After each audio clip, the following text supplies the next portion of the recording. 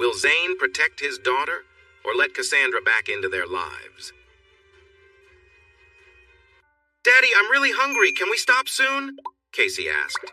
"Yes, sweetie, we're stopping at the next exit for food and gas. Almost in Phoenix. Do you need the restroom?" "Daddy, I'm not a baby. No, I don't need to go, but I'm starving." "All right, we'll stop soon." Zane smiled, turning off the exit, signaling to Brad behind him.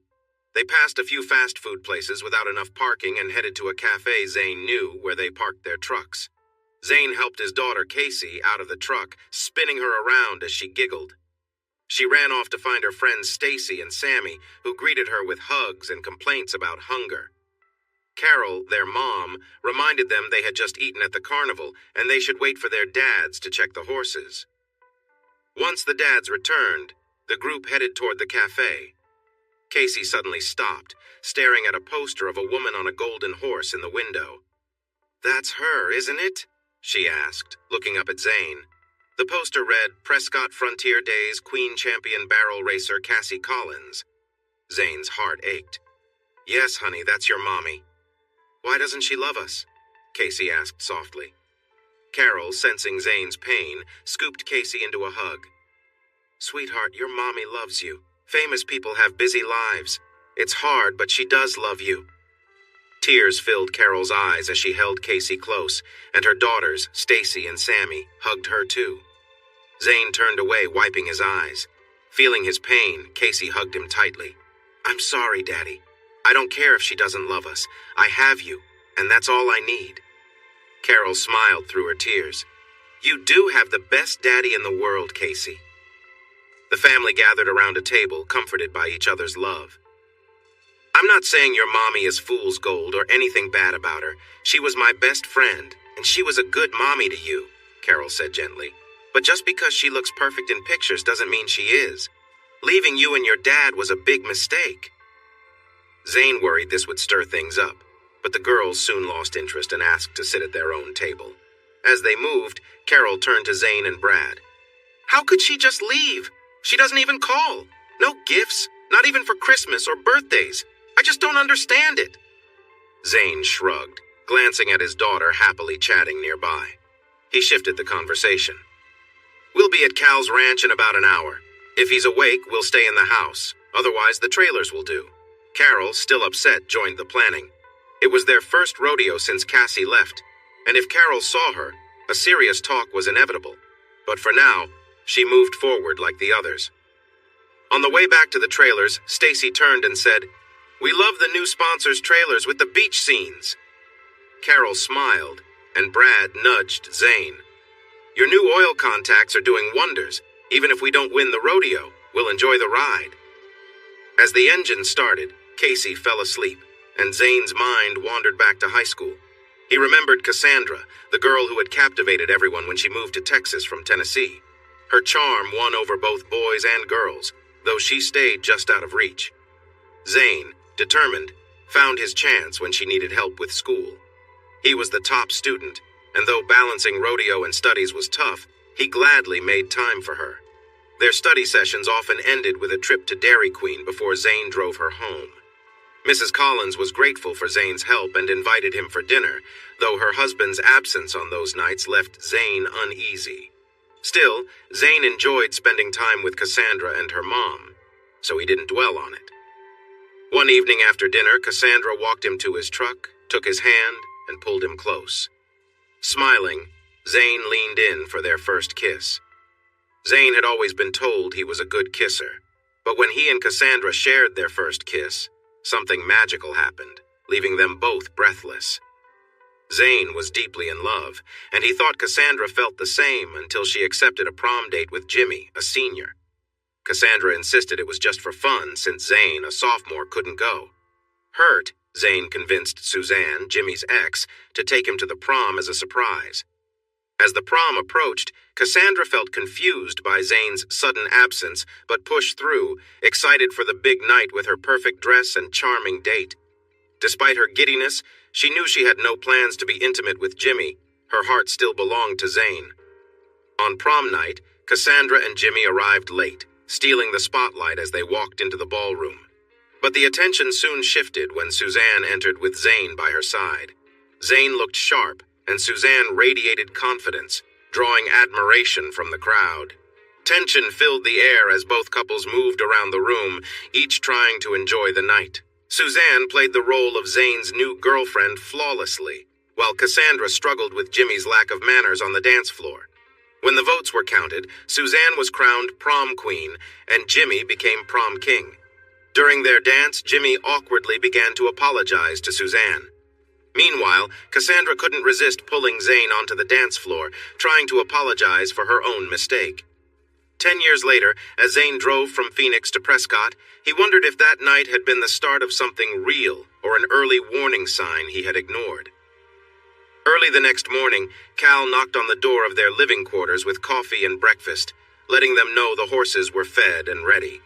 They quickly dressed and made their way to the house, where Rosa welcomed them warmly with fresh tortillas, salsa, and breakfast tacos.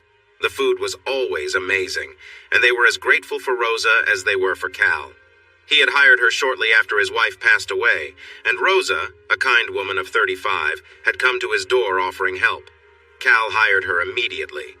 Rosa had suffered great loss. Her husband and son were killed by a drug gang that tried to take boys from their village. When they resisted, they were shot. But their bravery inspired the villagers to drive the gang away. With nothing left, Rosa left her village and crossed the border into the U.S., eventually finding work on Cal's farm. 2 years later, she wore his ring and was expecting their child.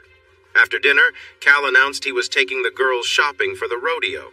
Rosa laughed, saying she needed clothes for after the baby arrived, knowing how much Cal adored her. The men, meanwhile, prepared the horses for their journey to Prescott, Arizona home of Frontier Days, one of many rodeos claiming to be the world's oldest. Brad and Zane had a strong season, placing in the top 5 at major Texas rodeos and winning big at Houston and San Angelo. Their success put them $8,000 ahead in team roping, and Zane $7,000 ahead in calf roping. With the National Finals Rodeo in Las Vegas looming, the prize money was tempting. The team had to decide. Should they chase the national tour or stick to their local circuit? For Zane, it was tough. After Cassandra left to pursue barrel racing, he stepped back from the national tour to focus on his daughter and the ranch. Brad, with fewer ties, had kept competing for 2 more years, but now faced the same choice: continue to Vegas or stay in Texas. Everyone had said Zane was a good kisser, but when he and Cassandra kissed, something special sparked between them. The goodbye kiss left them both breathless, and Zane believed they were in love until she accepted a prom date with Jimmy, a senior. Cassandra told Zane it was just for fun, since Zane, as a sophomore, couldn't attend the junior-senior prom. Though hurt at first, Zane grew angry and convinced Suzanne, Jimmy's ex, to take him to the prom. They kept their plan secret to surprise their exes. In the days leading up to the prom, Zane avoided Cassandra, who grew confused and upset. Her mom tried to explain why Zane might be hurt, but Cassandra was set on going, even though deep down she knew it was a mistake. She reassured herself that she and Zane weren't official, so it shouldn't matter. Prom night arrived, and Cassandra, with Jimmy by her side, made a grand entrance. All eyes were on them until Suzanne arrived with Zane, turning heads once again. They both played their parts perfectly, moving through the room and dancing to win votes for prom king and queen. When the results came in, Suzanne was crowned prom queen, and Jimmy took the title of king.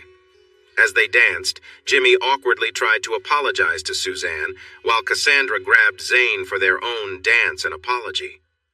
10 years later, driving from Phoenix to Prescott, Zane wondered if that moment had been the start of something beautiful or an early sign he had ignored. The next morning, Cal knocked on the door, bringing coffee and breakfast.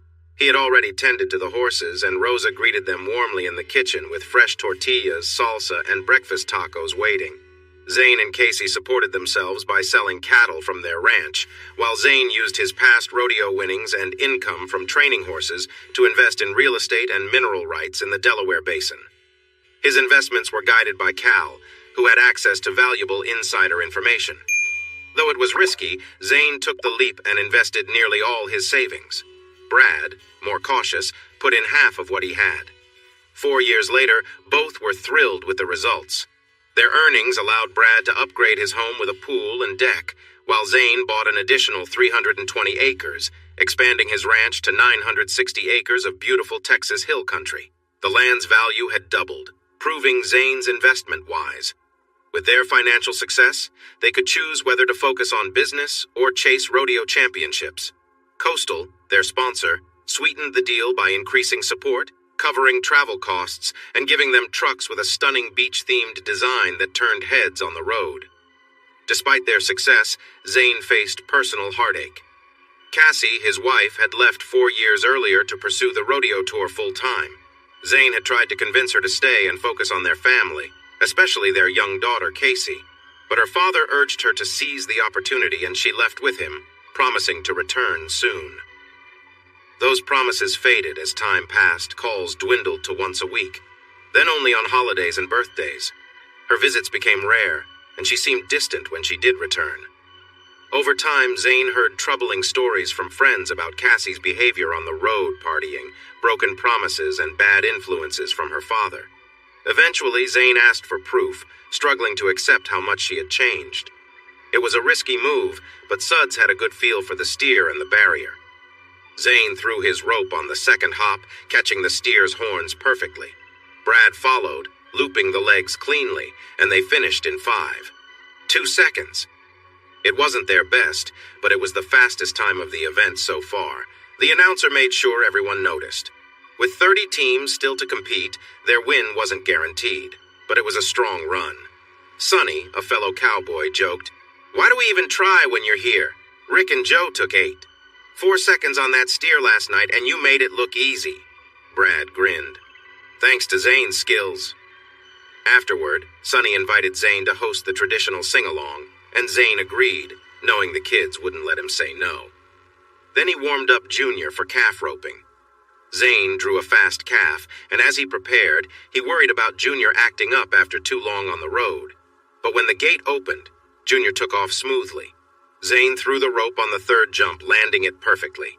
He secured the calf quickly and signaled the judge. The time was 9 seconds, fast enough to take the lead. Later, families gathered in front of Zane's trailer for the sing-along. Kids roasted marshmallows while Brad lit a fire pit. Zane grabbed his guitar and, along with Terry on banjo, led the group in songs like Red River Valley and Oh, Susanna. Parents and kids alike joined in. As the night went on and the children grew sleepy, they were tucked into their trailers, and Zane returned to find 3 young barrel racers listening from the back of a pickup, quietly enjoying the music. The barrel racers had moved closer but stayed behind the chairs.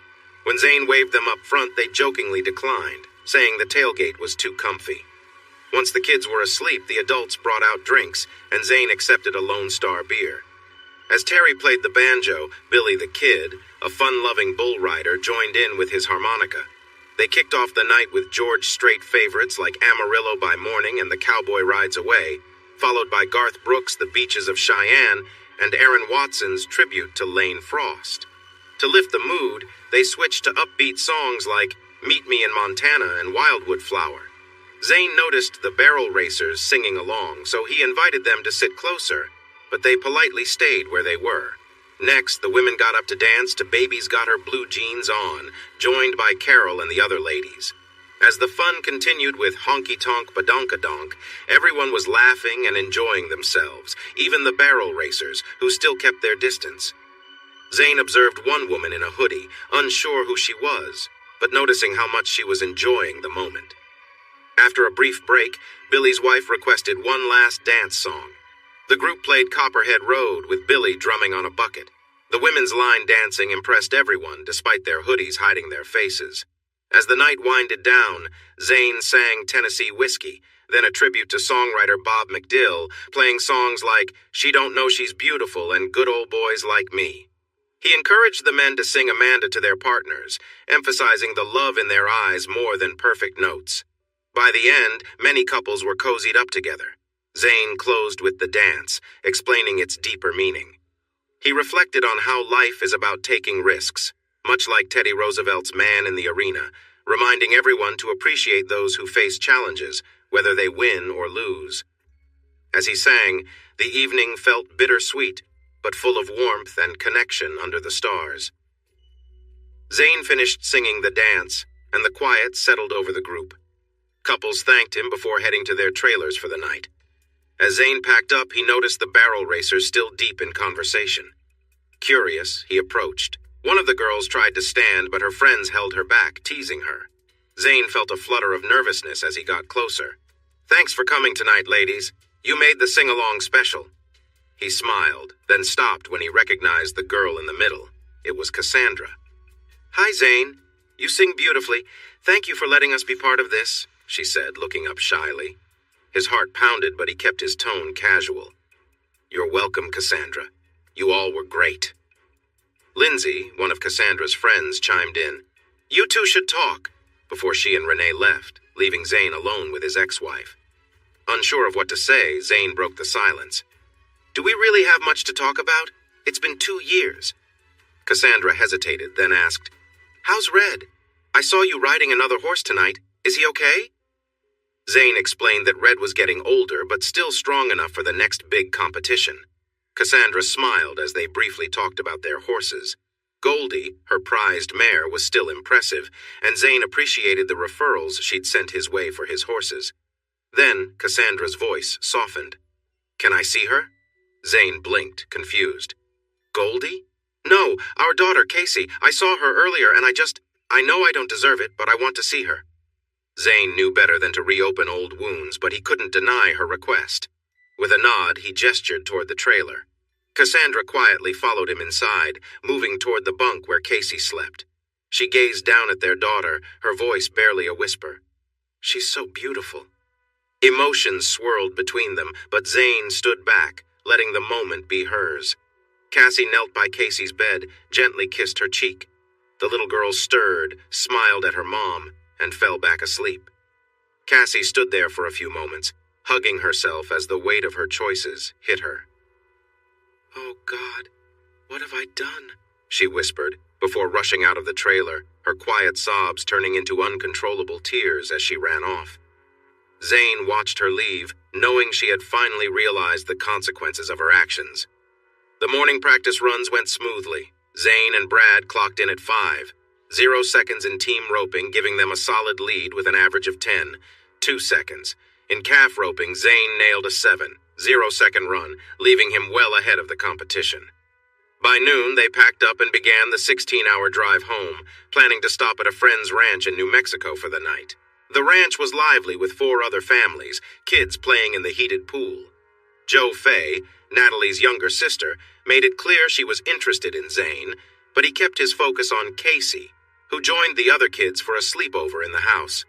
Despite Joe's lively spirit and clear interest, Zane was exhausted after the long day. They spent the evening talking, but by 2 a.m. Zane was ready for rest. He politely told Joe she could either head inside or stay in the bed's other side. She stayed, but Zane was already thinking of their journey home the next day. As they drove through the mountains, the powerful engines of their trucks easily handled the trailers. With the speed limit stretching to 80 miles per hour and sometimes 90, they made good time across the flatlands of Texas. Zane's mind wandered as they passed wind turbines and oil pumps, a reminder of how much the landscape had changed. Suddenly, Casey's soft voice broke his thoughts. "Daddy, I had a strange dream. It started at the rodeo in Prescott and happened again last night. A blonde angel kissed me in my sleep, and when I woke up, it was Mommy, but she disappeared." Zane hesitated. Should he tell Casey about Cassie's visit? Instead, he asked, "How was last night's dream different?" "This time she kissed me, then got on a golden horse and raced off. She sparkled in the sun before she disappeared again." "Why do I keep having these dreams, Daddy?" "Maybe it's because you saw her at the rodeo. We're following the tour now, so you'll see her more, and maybe you can talk to her." "Graham says Grandpa tricked her into leaving us." Casey's voice was firm.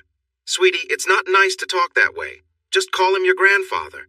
"I'll never call him Grandpa. He took my mommy away." Casey's eyes held a determined stare, and Zane felt the pain behind her words. "I hate him," Casey declared, her voice unwavering. Without waiting for a reply, she turned away, retreating into the sleeper area, focusing on her iPad to distract herself. Zane's thoughts drifted to Cassie. Graham always said she had been the best mother until she left so suddenly, and Zane couldn't disagree. Cassie had been an amazing girlfriend and wife before everything changed. He remembered their engagement like it was yesterday. The day after graduation, they went to their favorite swimming spot by the Llano River. After swimming for a while, Cassie called out that she was hungry. As she stood waiting, Zane knelt down not to grab food, but a small velvet box. Cassie's eyes widened in surprise when he opened it to reveal a topaz ring surrounded by diamonds. "Will you marry me?" Zane asked, full of love. "I know we're only 18, but I can't imagine life without you." Tears of joy filled Cassie's eyes as she dropped to her knees. "Yes, Zane, I will marry you. We'll face everything together." They shared a kiss filled with promise and excitement for the future, deeply connected. Those were the memories Zane held on to, the moments when everything felt perfect before it all changed. Their relationship had always been filled with affection. Zane vividly remembered the tenderness they shared, like the time they found comfort in each other's arms. He had spent that evening softly kissing her neck and ears, tracing gentle patterns on her arms. They had moved slowly, savoring the closeness between them. Cassie's soft sighs, her warm response, made the moment feel intense. When they lay together afterward, it wasn't just about physical connection, it was something deeper. They had shared many affectionate moments before, but that one felt different, more profound. Cassie had held on to him tightly, both of them lost in the moment, overwhelmed by their emotions. "Wow," Cassie had whispered afterward, wonder in her voice. "I've never felt anything like that." Zane had been equally amazed. "Me neither," he admitted. "It's something you can't put into words." They stayed wrapped in each other's arms, savoring the intimacy and warmth that followed. Even though they were young, they both knew that moment was something they'd never forget, a shared bond that had once made them inseparable. Their bond only grew stronger as they explored new feelings together, deepening their connection. Cassie tried different movements, enjoying the moment as Zane responded with pleasure. When he held her hips and moved with her, she gasped, feeling overwhelmed by the sensation. Afterward, they rested in each other's arms, feeling the closeness that came with their deepening relationship. Later, Red, Zane's horse, greeted them eagerly. Casey fed him an apple while Zane let the travel horses stretch their legs. After settling the animals, they moved their belongings from the trailer to the house, ready to spend a few weeks at home.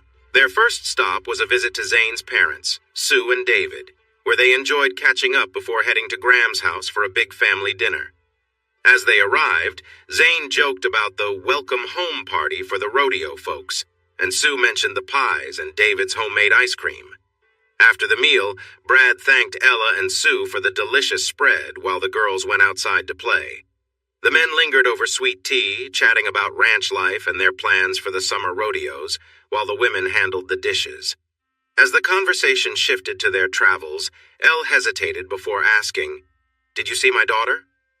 Zane nodded, offering a smile. "We did at Prescott. She looked healthy and lovely, leading the grand entry as rodeo queen." "Did you talk to her?" Elle asked quietly. "We spoke briefly after the sing-along. She wanted to see Casey. She didn't wake her, but looked at her for a while." Zane paused, then added, "Casey later told me she had a dream that her mom was an angel who came to visit her." The room grew quiet, each person feeling the weight of the unspoken sadness, but also the lingering hope that somehow their fractured family might find peace again. Zane remained silent, unsure how to respond. Cassie's mother, Elle, wiped her eyes, her voice trembling. "I'm glad she wants to see her daughter, but did she say anything about the future?" Zane shook his head. Carol reached out and touched Zane's hand. "I've been meaning to tell you this. Now seems like the right time, so please listen," she said, glancing at Elle before continuing. "The morning after we saw Cassie, she came to our trailer and asked if we could talk. I hadn't spoken to her since she left, so I was cold at first, but she begged for just 5 minutes." Elle nodded as Carol continued. "Cassie told me about seeing Casey at the grand entry and how heartbroken she was. She talked about how it felt listening to you sing, Zane, especially when you introduced the dance. Then she broke down when she saw Casey with Cal, realizing what she had done." Carol paused, her voice wavering. I told her something I probably shouldn't have, Elle, but it just came out. I shared what Casey asked Zane when she saw her poster in Phoenix. She stared at it for a long time, then turned to Zane and asked, "Why doesn't she love us, Daddy?" Everyone at the table fell silent, tears filling their eyes. Carol continued, "When I told Cassie that, she collapsed in tears. I made us both coffee and listened as she opened up. She told me about hitting rock bottom almost 2 years ago. She woke up one morning, hungover and filled with regret, and saw people gathering for cowboy church outside her window. She felt drawn to it. Cassie had tidied up, walked over, and listened as the preacher spoke about being reborn in Christ, no matter how bad your mistakes. She heard testimonies, including one from a young woman who had turned her life around after years of drugs and alcohol. The woman shared that she had found a new beginning in faith and had even made a vow to remain abstinent until marriage. Cassie was moved, recognizing herself in the young woman's story. When the preacher finished, Cassie stayed, unable to speak or move. The young woman, her husband, and the preacher approached her. The woman took Cassie's hands and asked if she was okay. Cassie found her voice and admitted, "I'm like you were, before you found your way." They prayed together, and Cassie felt an overwhelming sense of relief. The preacher blessed water from a nearby trough and gently poured it over Cassie's head, symbolizing her cleansing. She wept, feeling as though a weight had been lifted from her soul. She said that moment changed her, Carol finished softly, but she knows it doesn't erase the pain she caused. She's trying to make amends, starting with Casey. Zane sat quietly, taking it all in. Elle wiped her eyes, trying to hold back her emotions. It was a lot to process, but it gave them a glimpse into Cassie's struggle for redemption. The young woman at Cowboy Church encouraged Cassie to make a promise to give up alcohol and drugs and start fresh. Moved to tears, Cassie agreed, spoke her pledge aloud, and signed a promise card. Carol paused, looking at Zane. "I can see you're all as surprised as I was."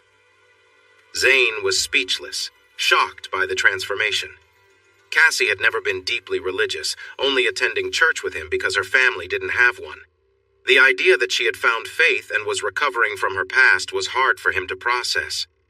Taking a deep breath, Zane asked, "How much of this do you believe, Carol? If she's been clean for almost 2 years, why hasn't she tried to reach out? Why stay away from her daughter and family?" Carol nodded. "I asked her the same thing. She told me her guilt was overwhelming. She felt her mistakes were so serious that she didn't deserve to see her daughter or her family again. But recently, her mentor encouraged her to face her fears and try reconnecting. She was scared you'd be angry, but you were kind and let her see Casey, which gave her hope." Carol continued, recounting Cassie's words. "I never stopped loving Zane and Casey, even at my lowest. I regret what I became, and I know it's hard to believe, but I was lost. My father convinced me that drugs would help me succeed, and I believed him. I thought Zane and Casey were burdens, but now I see how wrong I was. My choices spiraled out of control, and by the time I realized it, I was sick and lost. But that Sunday morning at Cowboy Church, I felt something change. I've been clean for 2 years, and I'm hoping to be part of Casey's life again."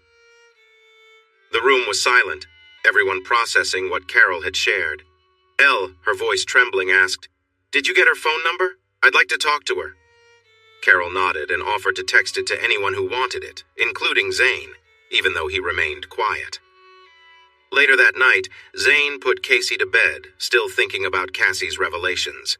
His world had been turned upside down again. In the following weeks, Zane and Brad focused on their ranches and took some time off before hitting the rodeo circuit again. They traveled to Pecos, Texas, Reno, Nevada, and several other stops, but Zane didn't see Cassie until Cheyenne. Cassie quietly approached with a lawn chair during Zane's sing-along, dressed casually in shorts and a tee. She was greeted warmly by others, but Zane looked away before she noticed him. Casey, busy singing with her friends, hadn't noticed her mother either. But during a break, she saw her. "Daddy," Casey whispered, confused. "Yes, honey, that's her. Why don't you go say hi and introduce your friends?" "I think she would like that," Zane replied, nudging Casey forward. "But Daddy," Casey began to protest. "No buts, Casey. Stacy, Sammy, come on. Let's go say hello to Casey's mom, Cassie." The sparkly lady from the poster with the golden horse? She's here? Sammy asked excitedly. Zane nodded and the girls held hands as they walked over to Cassie. Cassandra, this is Brad and Carol's daughters, Stacy and Sammy, Zane said. Cassie stood up from her chair, knelt down and greeted the girls warmly, shaking their hands. Casey watched her mother closely as Cassie's lip trembled, but she smiled through it, asking the girls about their trip to Wyoming and the big carnival. Zane then said, I'll leave them with you for a moment while I take care of something. Cassie nodded, her voice quiet. Thank you. Zane walked away, noticing Brad, Carol, and others watching him with curiosity. It seemed his friendly interaction with Cassie was causing quite a stir. 10 minutes later, Zane returned from his trailer with a new classical guitar. I'm still learning, so go easy on me, he joked. Cassie was now surrounded by several more kids, entertaining them while Brad and Carol watched from nearby, smiling at how naturally she connected with the children. Zane led the group in a series of uplifting songs, Will the Circle Be Unbroken, In the Sweet By and By, Amazing Grace, and more. As the kids started to tire, Zane paused, noticing Casey resting in Cassie's lap, too sleepy to go to bed but content in her mother's arms. Mommy can hold me while Daddy plays, Casey said quietly. Cassie looked encouraged, and Zane, though uncertain, agreed. Zane shifted the mood, introducing a set of songs from the late 1950s and early 1960s. He sang Let It Be Me and Wake Up Little Susie by the Everly Brothers, followed by All I Have to Do Is Dream, explaining how it resonated with rodeo cowboys and cowgirls missing their families. He moved on to Ricky Nelson's Poor Little Fool and Lonesome Town, before finishing with a few Elvis classics, Love Me Tender and I Can't Help Falling in Love. He encouraged the men to sing along, creating a sentimental, intimate moment. As the evening wound down and people began leaving, Zane found himself alone with Cassie, still holding a sleeping Casey. Cassie's voice was determined but soft. Zane, we both know you were never the fool. I was. You took care of our child, our ranch, and everything else while I threw it away. I let others treat me poorly and I disrespected our marriage. You were always doing what was right for us and I was too lost to see it. Carol told me she shared my story with you, so I won't go into it again. I know I don't deserve the chance to be part of Casey's life after all I've done, but if you could find it in your heart to give me another chance, just to see her, I promise to respect your boundaries and follow whatever rules you set. Zane looked at her, his emotions mixed. I could say your promises don't mean much, but I won't. Let me think about it, and we'll talk again later. We're staying here for a bit, so check back when you're ready. Cassie looked relieved. Would you like to put her to bed? Zane took Casey and carried her to bed. That night he had a strange dream of a blonde figure asking for help, waking up in the cold Wyoming morning feeling unsettled. 2 days later, after a successful day in team roping and calf roping, Brad and Carol invited Zane to host another gathering. Brad promised to grill hot dogs and burgers if Zane led another sing-along. Zane, eager to practice more on his new guitar, happily agreed. After dinner, Zane had the kids singing along to cheerful songs like She'll Be Coming Around the Mountain and I've Been Working on the Railroad. They paused for dessert, but the relaxed atmosphere was interrupted when a loud pickup truck pulled up, blaring music. A voice shouted, Hey Zane, good to see you back. We appreciate you letting us enjoy the good times. Recognizing the voice, Zane calmly picked up a couple of rocks from the ground, ready for trouble. Casey, sitting on her mom's lap, looked confused while Cassie appeared upset. Without getting up, Zane shouted, Why don't you boys come over here and talk? I can't hear you over that music. Nah, Rick yelled back. You sit there and sing to your wives. We'll have our fun while you're gone. The crowd stood up as Rick revved his engine and spun the truck's tires on the gravel. Zane threw one rock through the open driver's window, hitting Rick on the chin and silencing the music. The second rock shattered the windshield and hit the passenger. Rick lost control, bumping into a post by the horse barn. His truck stalled, and the passengers inside began shouting, Let's go! They're coming for us! As a group of cowboys reached the truck, some lifted the back wheels off the ground while others pulled open the doors. Rick revved the engine, but it was no use. The 4 young men were dragged out of the truck and taken into an empty barn. Zane didn't join the scuffle, but arrived at the barn just in time to see Rick get punched in the stomach. A large man pulled back his fist to strike again, growling, "You think you can talk like that?" "Wait," Zane called out. The man paused, surprised. "Come on, Zane, we're just handling business." Zane stepped forward. "This one is mine. Rick, you had a lot to say earlier.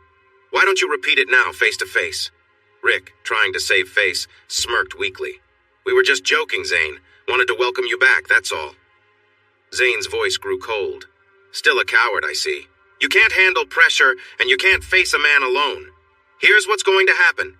You and your friends are going to hand over your belts and take the punishment you deserve, or we can drive your truck off the canyon with you in it. Your choice." One of Rick's friends panicked. "I didn't know this would happen. I thought we were just hanging out. Please let me go." Another started crying, pleading not to be harmed. Zane stepped closer, giving them a hard look. "All right. You either take your punishment or face the cliff. What's it going to be?" One of the boys reluctantly handed over his belt, trembling. Zane turned back to Rick, grabbing him by the collar and lifting him to his toes. "You think you're untouchable, Rick? You're about to find out otherwise." Zane held Rick by the collar, the tension thick in the air. "Maybe I should mess you up before we finish this. But don't worry. No one's going to hear from you again," he said, watching Rick's face turn pale. After a long silence, Zane released Rick, who gasped for air, visibly shaken. "I'm sorry," Rick stammered. "Shut up," Zane interrupted. "I don't want your apology. You've got two choices. Hand over your belt or let Brad handle this another way. What's it going to be?" Rick, trembling, unhooked his belt. "Whipping," he muttered, his voice weak. Zane took the belt and ordered, "Now get your pants down." Rick hesitated, but Zane lifted him by the collar again. "This isn't just about what you said tonight.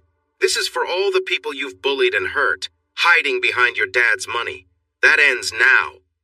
Rick, his fear evident, unbuttoned his jeans and dropped them. He obeyed Zane's command to kneel, and Zane delivered a hard strike with the belt. Rick cried out, and someone gagged him to stifle the noise. Brad and Clay followed with their own strikes, each blow harder than the last. Rick collapsed, unconscious from the pain. "Who's next?" Clay asked, glaring at Rick's terrified friends. The remaining boys, shaking and crying, quickly surrendered, nodding in agreement that they had learned their lesson. Brad stepped forward. "Good. Now take your friend back to the truck. And listen closely. If you try to bring the law into this, you'll regret it." The boys hoisted Rick into the truck bed, one of them driving them away in silence. As they left, the men returned to their families, apologizing for being gone so long and eager to put the incident behind them. Zane picked up his guitar, apologizing for the long break, and asked if the group wanted to continue the sing-along or call it a night. The peaceful evening resumed, with the tension from the confrontation fading. Rick's behavior changed overnight. The next day he drove carefully, sitting on a pillow for comfort, rumors swirling about what had happened.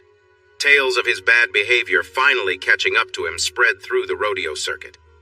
Though the darker details were left unsaid, everyone knew he'd been humiliated. Before long, Rick stopped coming to rodeos altogether and no one missed him. The general sentiment was, good riddance. After a brief sing-along, Cassandra took Casey to Zane's trailer, tucked her into bed, and kissed her goodnight.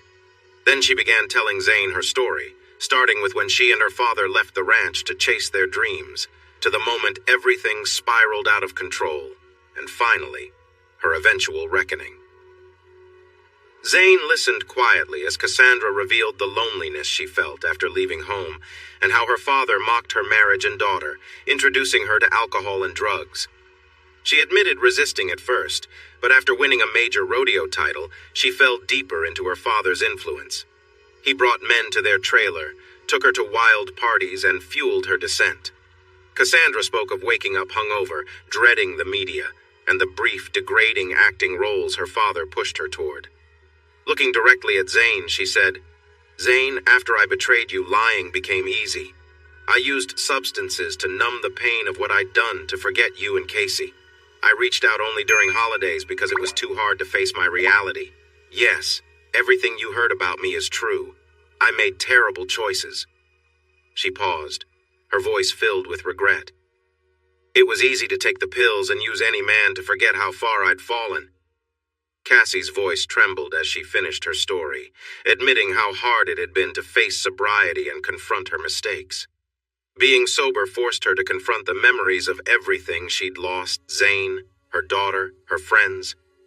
Her so-called friends had turned out to be people like Rick, and she had spiraled, trapped in a life she couldn't escape. But then, something bigger intervened, pulling her out of the darkness. It was past 3 in the morning by the time she finished. Exhausted, Zane offered her a place to sleep in the bunk above Casey, hoping it would help them reconnect. Cassie declined, but invited him to breakfast at her trailer the next morning. He agreed, and they said their goodbyes. Alone, Zane mulled over everything she had said. Part of him wanted to dig deeper, ask about her past relationships, but he knew it wouldn't change anything. He already had the pictures, the stories. His imagination had filled in the blanks. Why force her to relive those dark moments? She had admitted her wrongs, confessed to her past mistakes, and now wanted to be there for their daughter. She hadn't asked for a second chance with him, just with Casey. Could he deny her that? People could change. She wasn't the same person she had been 2 years ago. Why should those years define her forever? Zane sighed and pushed the thoughts away. It was too much for one night. He needed sleep. The next morning, Casey was dressed and ready by 8:45, eager to see her mom. Zane, still busy with the horses, finished up and they headed to Cassie's trailer. Cassie greeted them warmly, hugging Casey before inviting them inside. She handed Zane a cup of strong coffee, and they shared small talk about their sleep. Breakfast was simple but delicious. Zane couldn't help but notice how good Cassie looked. She wore loose red shorts and a white shirt tied at the waist, her golden hair falling softly on her shoulders. She caught him glancing and smiled. "Caught you looking," Zane joked. Cassie laughed lightly. "Thanks, but I know I'm too skinny," she said, smiling more genuinely. Zane felt a shift inside him. The anger he had held onto for so long had faded, replaced by a sense of loss and regret. There was still hesitation, but he no longer burned with rage. The morning passed easily, with Casey spending time with her mom. After lunch and a nap in her mother's bed, Casey woke full of energy, dragging Cassie outside to find Zane. They found him with Brad, Carol, and other friends. Casey bounced excitedly. "Daddy, can we go to the carnival in the Old West Museum?" Cassie asked if she had time to change, but the women around her laughed. "You're fine," Carol said. "You're wearing shorts like the rest of us. Just grab some sneakers." With everyone in good spirits, they set off toward the carnival. Zane explained the plans for the day, mentioning they had extra time before the next event so they could all relax and have some fun. Zane chuckled when Cassie said, "I gave up some personal time, but I'm fine." His playful remark about women and their love for drama sparked a round of good-natured scolding from the women in their group. Rambo summed up the men's feelings with a grin. "I'd rather be somewhere else." The day at the fair was more exciting for the kids, while the museum intrigued the adults. Everyone enjoyed the botanic gardens, and after a nice meal, they made their way back to the trailers. Casey alternated between holding her mom's and dad's hands, insisting they swing her like they used to. Zane and Cassie avoided touching, but when it happened, they exchanged small smiles, with one quietly apologizing and the other smiling back. Carol kept a watchful eye on the situation. While she noticed the occasional shy glances and accidental touches between Zane and Cassie, she remained cautious, not completely trusting Cassie yet. However, Cassie's behavior seemed playful rather than manipulative, and Carol relaxed a little. Even the men weren't immune to noticing Cassie, with Brad sneaking a glance as she tied her shoes. Carol nudged him with a smirk, and he shrugged, saying without words, "Men are men." Judy and Sarah also played into the attention, knowing they enjoyed being admired just as much. Later that evening, they gathered for a relaxed meal of grilled burgers and sausages. Zane noticed Cassie quietly praying before each meal, but never asking others to join her, keeping it private. As the cool Wyoming night settled in, they wrapped up around 9:30 and said their goodbyes. When Zane asked Cassie to help get Casey ready for bed, Cassie was pleasantly surprised. She gladly accepted, read 2 books to Casey, and helped her say her night prayers. "I love you," Casey said, giving both her parents a kiss before drifting off to sleep. Cassie's eyes filled with tears as she turned to Zane. You really are the best daddy in the world. I'm so sorry for everything that happened and how it affected our daughter." Without waiting for a response, she quickly left for her trailer. Feeling more confused than before, Zane cleaned up and went to bed, where he once again dreamed of an angel needing his help. The next morning, Zane couldn't sleep, so he waited for the coffee to brew at dawn. As he took his first sip, a soft knock came at the door. He cautiously asked, "Who is it?" "It's Lindsay," came the reply. "I need to talk to you." Zane opened the door and confirmed it was Lindsay, one of Cassie's closest friends. He invited her in, offering her a cup of coffee. Lindsay sat at the table, her tone serious as she began. "Zane, I'm going to get straight to the point. Yes, Cassie has really changed. I know it's hard to believe, but I've been with her since that Sunday she turned her life around, and she's stuck to her promises. But there's something she hasn't told you, her father. When she cut ties with him, he came after her with lawyers trying to enforce a ridiculous agreement. My brother, who's a lawyer, helped sort it out, but recently he's been watching her again. He's got some dangerous people involved, and she's scared. I'm really worried about what he might do, Zane." Lindsay's words struck a chord with Zane. "You're making things harder for her without realizing it. The kinder you are, the worse she feels. She wishes you would yell at her, punish her for what she did. Instead, you're letting her be with her daughter and your friends, which is breaking her heart because she knows she's ruined any chance of a future with you." Zane stood up, refilling their coffee cups, his voice calm but filled with frustration. "What do you expect me to do, Lindsay?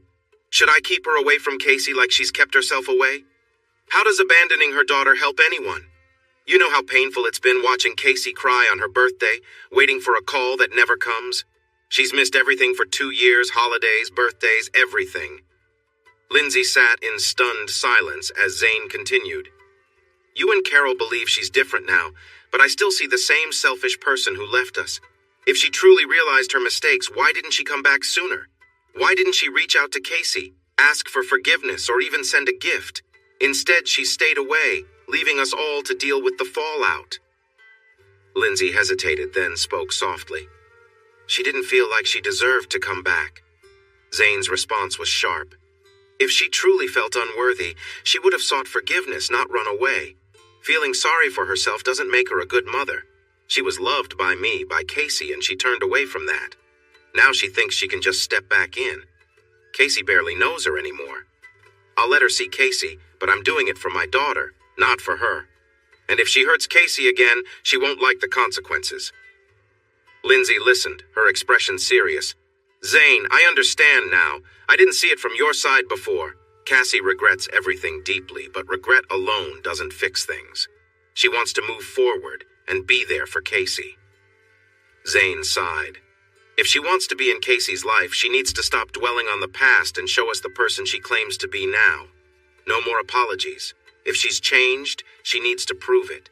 I've known her for years. She's smart, ambitious, and beautiful, but those things don't matter if her heart isn't in the right place. She has to show us that." Taking a deep breath, Zane softened his tone. "Tell her to meet us at my trailer at noon, wearing shorts and a swimsuit. We're heading to Kurt Gowdy State Park to kayak and enjoy the day.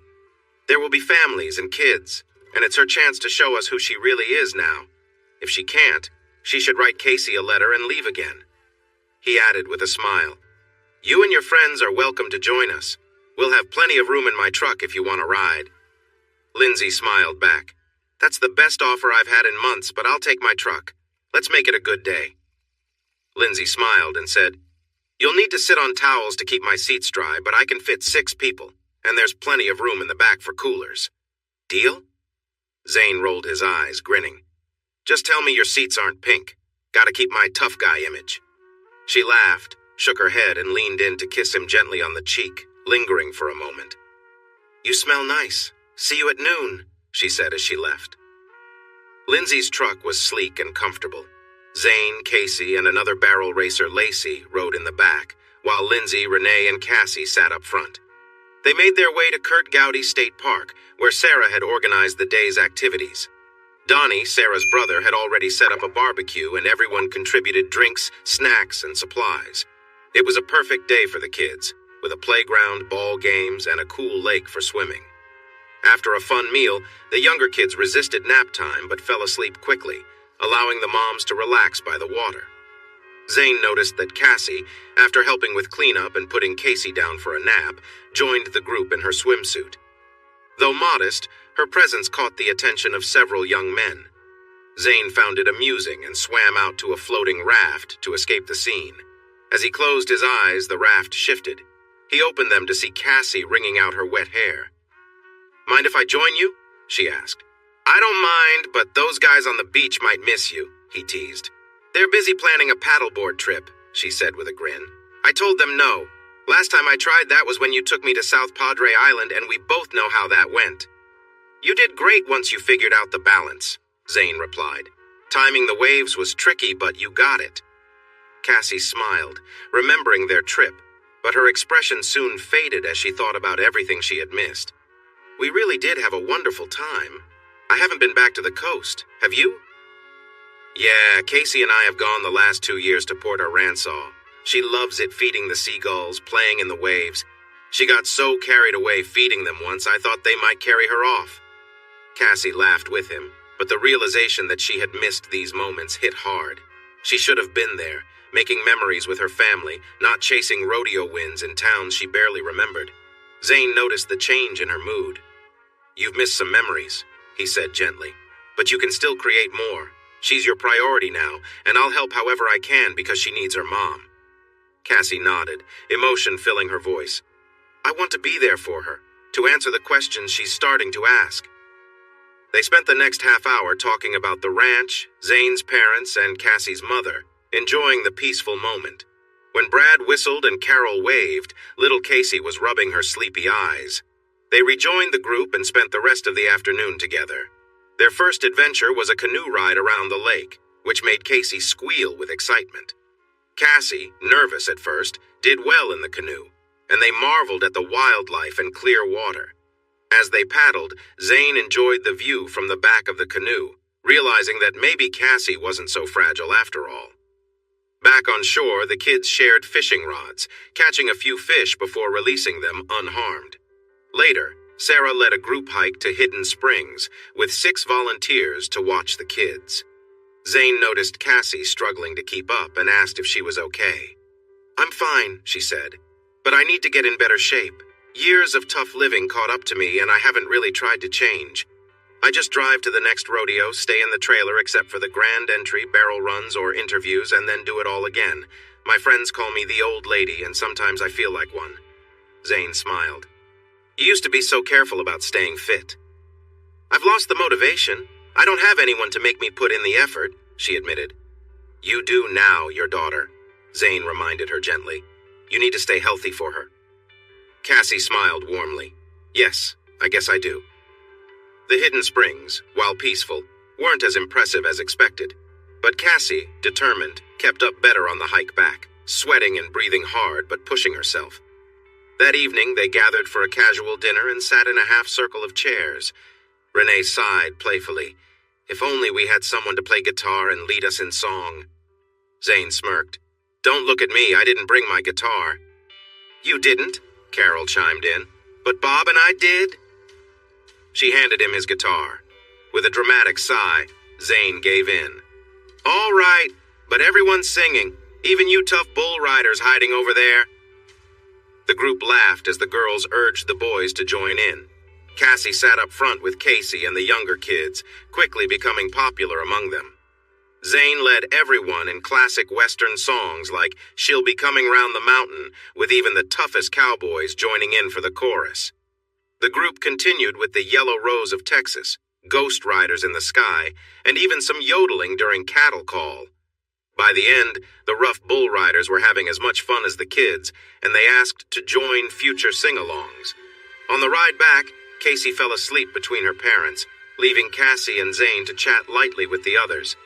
Cassie stayed quiet during gossip about crushes and tour mistakes, but seemed comfortable and engaged when the conversation shifted. After returning, Cassie carried Casey to bed, changed her into pajamas, and whispered, "I love you," before turning to Zane. A thoughtful expression crossed her face, but instead of lingering, she said, I had a great time today. See you tomorrow," and left for her trailer. Zane realized his earlier suggestions to Lindsay might have had an effect. There were no apologies from Cassie today, just genuine effort to reconnect with Casey and the other parents. She seemed more confident and mature, focused on the present rather than her past mistakes. On Saturday, Zane, Brad, and Cassie prepared for the final show of the second round. They knew the times they needed to beat for a spot in the finals. Zane and Brad worked smoothly with Suds, the steer, securing a time that was slower than usual but still good enough for second place and a finals position. Zane followed up with a solid tie-down run, clocking in at 11 seconds, which put him in first place overall. Cassie outperformed the field in her event, earning a spot in the finals with a half-second lead. The night was a success for all three, and they celebrated with their families while enjoying a Dierks Bentley concert. Casey, exhausted by the end, was carried back to the trailer by Zane. Cassie helped get her ready for bed, and they both kissed her goodnight before Cassie returned to her trailer. The next day, Cowboy Church featured a moving sermon titled, "It's Never Too Late." Cassie was deeply emotional, quietly crying during the service. Casey comforted her, and Cowboy Bob congratulated Cassie on her sobriety, suggesting Zane meet with him afterward. After the final event, where they won several first-place and average awards, Zane met Cowboy Bob, who shared insights about Cassie's struggles with her father and management. Bob asked about Zane's relationship with her. Zane explained they were just co-parents, unsure if that would ever change. Bob encouraged him to consider a future with Cassie, noting her growth and commitment to her faith. Cassie had rodeo commitments in Idaho and Montana, so after an emotional goodbye with Casey and a brief hug with Zane, she headed west. Zane and Brad took the scenic route back to Texas, stopping near Fort Collins, Colorado to explore Rocky Mountain National Park with their families. They marveled at the beauty, hiked the alpine trails, and stayed in a cabin near a cold mountain creek. The kids were delighted by the icy water, and nights by the fire provided a cozy end to their days. The rest of the week took them to rodeos in Castle Rock, Colorado, and Dodge City, Kansas, as they continued their journey on the rodeo circuit. After winning more prizes in Dodge City, Zane and Brad began the long drive back to the Texas Hill Country. Tired from the late start, they stopped at a truck stop near Childress to rest before finishing the trip the next morning.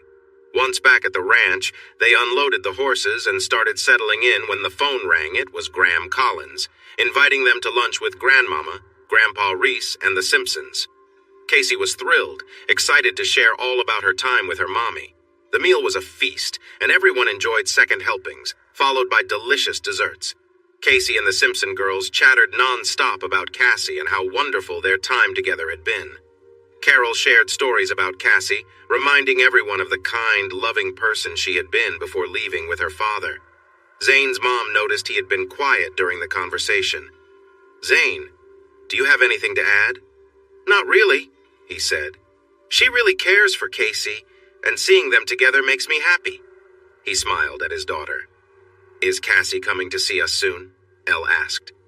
"She has plans in Idaho first, but she mentioned coming to Texas afterward. We'll hear from her soon unless she changes her mind," Zane replied, just as his phone beeped with a message. Cassie had texted, "Still okay if I visit Casey and Goldie's baby sister? I'll call Mom if it's fine." Zane smiled as he replied, "Sure." Almost immediately, Elle received a call. "Hello?" she answered, a bit uncertain. "Mama, it's Cassandra. I want to come back to Texas for a little while and stay with you. Is that okay?" "Honey, I was upset, but not anymore. We've been talking about you, and I've heard wonderful things. Yes, you're welcome to come stay with me. It would make my day." "Thank you, Mama. Are Zane and everyone there?" "Yes, dear. They're enjoying Sue's peach cobbler and David's homemade ice cream. Want to talk to Zane?" "Yes. And when I come home, can we have a meal like that? I'm already hungry just thinking about it." Elle smiled. "We'll make you something special, right, Sue, David?" "Oh, absolutely." Sue laughed, and Carol chimed in, "And I'll help." Everyone heard Cassie choke up a little. "Can I talk to Casey?" Casey was beyond excited to hear from her mother and eagerly told her about all the adventures they'd had, from seeing elk in Estes Park to their trip to Dodge City, where they learned about Wyatt Earp and Bat Masterson. The conversation wasn't quick, with Casey animatedly recounting every detail, and Cassie listening intently, her voice filled with joy. When Casey finally wound down, she passed the phone to Zane. "Mommy wants to talk to you now, Daddy." Zane chuckled as he took the phone. "Well, that'll teach you not to ask her what she's been up to." Cassie's laugh echoed through the phone.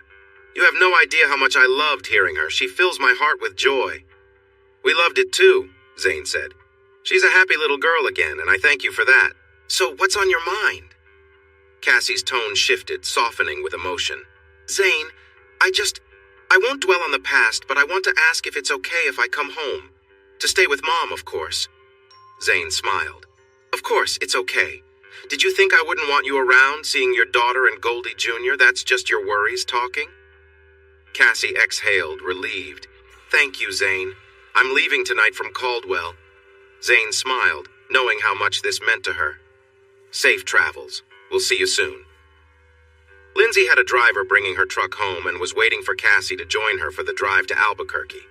They planned to leave after Cassie's run, but when 10:30 came and went, Zane started to worry. Cassie hadn't called and wasn't answering her phone. Zane called Lindsay, who picked up immediately, sounding worried. "Zane, have you heard from Cassie? I'm in her truck, but she hasn't shown up. I'm starting to get scared." "Stay on the line, Lindsay," Zane said, trying to reassure her. "Maybe she got delayed by a sponsor." Lindsay took a flashlight from the truck and walked around, keeping Zane on speakerphone. Halfway down the path, she found a phone in the dirt, Cassie's phone, with Casey's picture on the screen. "Zane, I found her phone." "Do you see anything else? Any security cameras? Anyone nearby?" Zane asked. "There's a trailer I don't recognize," Lindsay said. "I'll knock." A woman opened the door, and a man appeared behind her. "Yes, we saw something," the man said. "A woman was walking when a dark SUV pulled up. Two big men grabbed her and put her in the car. An older man came out and told us she was his daughter, and they were taking her to get help." Zane, still on speaker, demanded, "Did you call the police?" "No," the woman said. "The man said she had a drug problem." "You need to call 911 right now," Zane ordered. "You saw a kidnapping. This isn't something you ignore. Stay put and give the police every detail you can remember." Turning back to Lindsay, Zane said, "Stay with them, Lindsay. Get everything you can for the police. I'll call back in an hour." Zane hung up and immediately called his friend Cal for help. Then he called Elle, who contacted Sue, while Zane called Brad.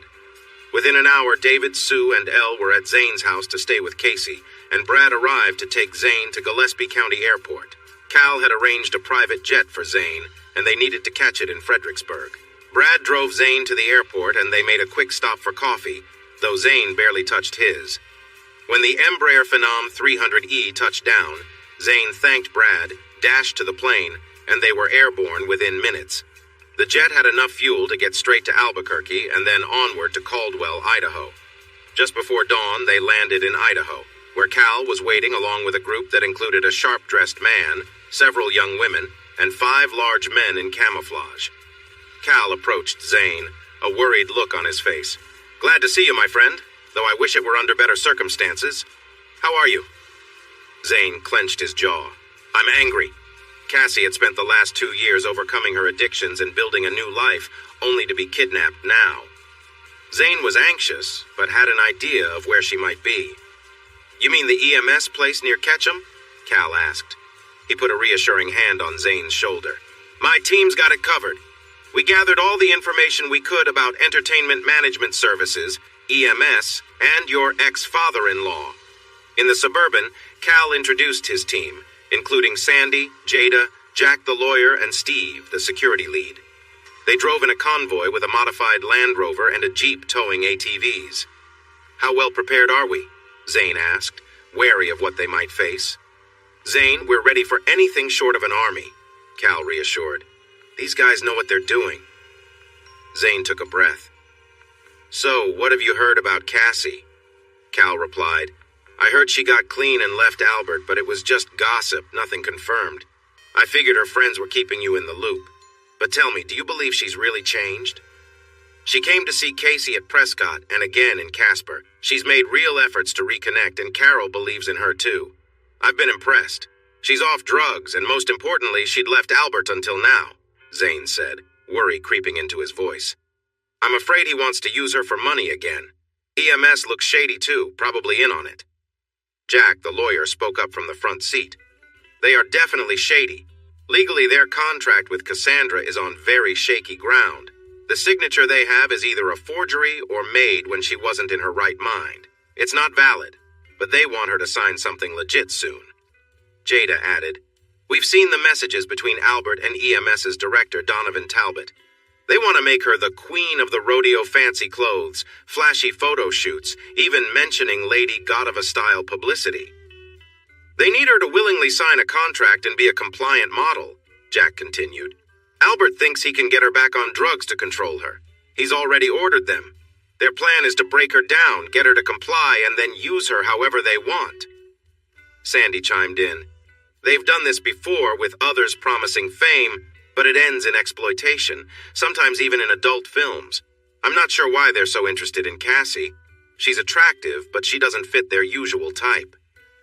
Zane's jaw clenched. Because she's vulnerable and they think they can make her vulnerable again.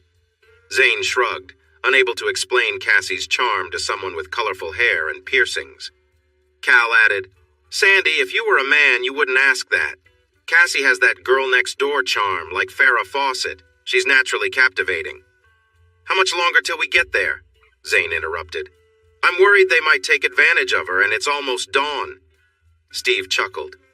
Since we knew we wouldn't get there till dawn, we had some locals create chaos at the compound a few times overnight. They've been scared enough not to act on anything yet. Steve pointed ahead as they began climbing a winding mountain road. This is the road to the compound. Everyone get ready. Sandy replied, We've been monitoring. Cassie's still in a room by herself while the others hide in their so-called safe room. So, what's the plan? Zane asked. Steve reassured him, Zane, if you need to use your gear, we're in big trouble. We've got 5 professionals and 5 locals, plenty for the 8 guards they have. Honestly, they're not well trained, just a bunch of folks hiding from government control. Jack, the lawyer, spoke up. Albert thinks he can control her, but we know better. There are major legal problems for him and EMS if they keep this up. I intend to solve that today. Zane smiled darkly. We wouldn't need this legal talk if Albert were out of the picture, right? Jack hesitated. I didn't hear that, Zane. Just hypothetical, right? Yeah, just hypothetical, Zane replied. Steve chimed in with a grin. Let's focus on getting in, getting Cassie, and rewriting those papers. If it doesn't go smoothly, we'll take Cassie, and we might have a little accident afterward. These old buildings, you know. Zane's face hardened.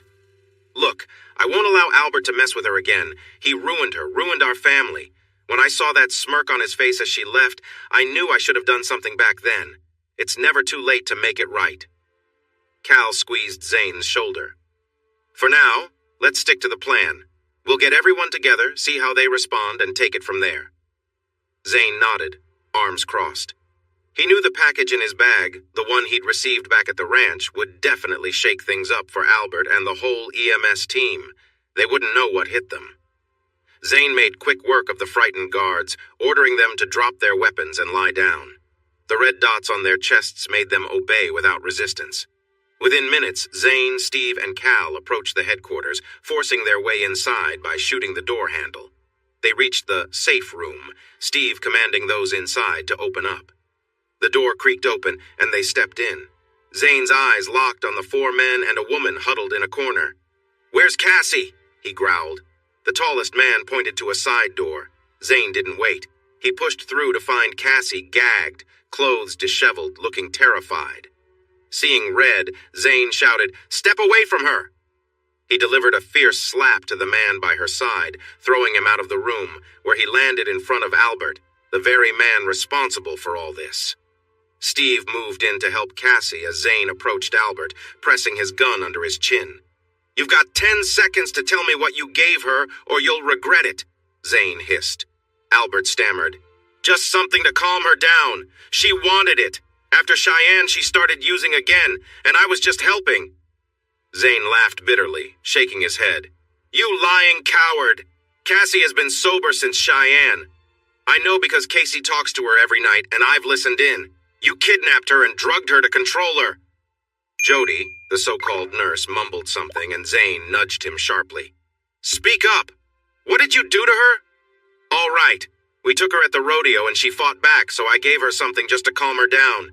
Maybe it was too much. I didn't mean harm, Jody pleaded. Zane kicked him again, his voice cold.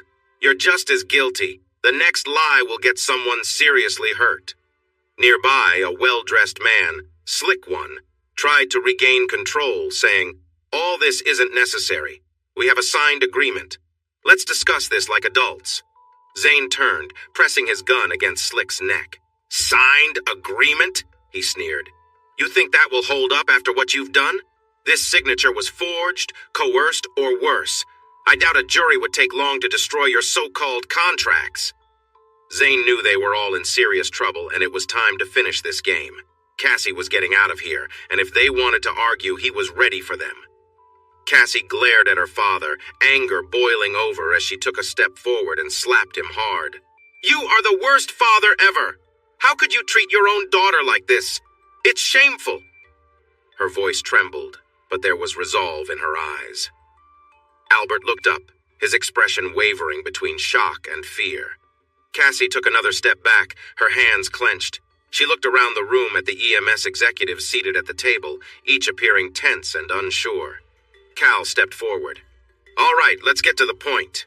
You all claim to have signed contracts from Cassie here, but given the circumstances under which she was taken, there's little chance any jury would see those as valid. He gestured towards Jack, who had the documents in hand. Our legal expert here is ready to go over those contracts. Jack spoke firmly, his eyes scanning the room. What we have here is a classic case of coercion. This is not just a civil issue. These actions could lead to criminal charges against all involved. He laid the contracts on the table, his eyes locking on Slick One. We can do this the easy way or the hard way. Either you nullify these sham contracts and agree to leave Cassie alone, or we let this escalate through the courts, and believe me, it won't end well for you. Slick One swallowed hard, his face pale. He tried to muster a calm demeanor, but the tension was evident. We're willing to discuss a reasonable settlement, he said, glancing nervously between Zane and Cal. Zane leaned forward, his voice like ice. No settlement. You leave her alone permanently. There's no amount of money that could make up for what you've done to her. He glanced at Cassie, then back at the executives. I think it's time to end this nightmare. Slick 3 and the woman, clearly frightened, nodded quickly. Slick 2, still visibly shaking, stammered, We can void the contracts. Just, please, no more threats. Cal nodded at Steve, who signaled his team. Good choice. But understand, if any of you come near Cassie again, there will be no more discussions. We will be pressing every possible charge. Cassie, standing tall now, spoke with a calm resolve. I want it in writing, and I want it signed. No more claims over me, my image, or my career. And as for my father... She turned to look at Albert, who remained on the floor, defeated. You're done controlling me. I'm taking my life back. Albert started to say something, but Zane cut him off with a glare. She said enough. Your part in this is over. Jack quickly drafted a document nullifying the contracts, and Slick One signed with a trembling hand. It was done. The false agreements were voided, and they had no further claim on Cassie. As they prepared to leave, Cassie turned to Zane, her eyes full of gratitude and determination. Thank you for coming for me, she whispered. Zane nodded, offering her his arm again. Let's go home, Cassie, he said softly. Together, they walked out of the building, leaving the chaos behind. Cassie knew it wouldn't be easy to rebuild her life, but for the first time in years, she felt truly free. And with Zane and Casey waiting for her, she knew she had something worth fighting for. Cassie slapped her father again, her eyes blazing with anger. She stepped back to Zane's side, her gaze then turning to the EMS group at the table. Oh no, she said, her voice trembling. These are the people he chose to help me? They tried to force me into things I would never agree to. Zane shrugged, his voice calm but biting. They've got contracts. Cassie papers, they say, you signed in the car with your father.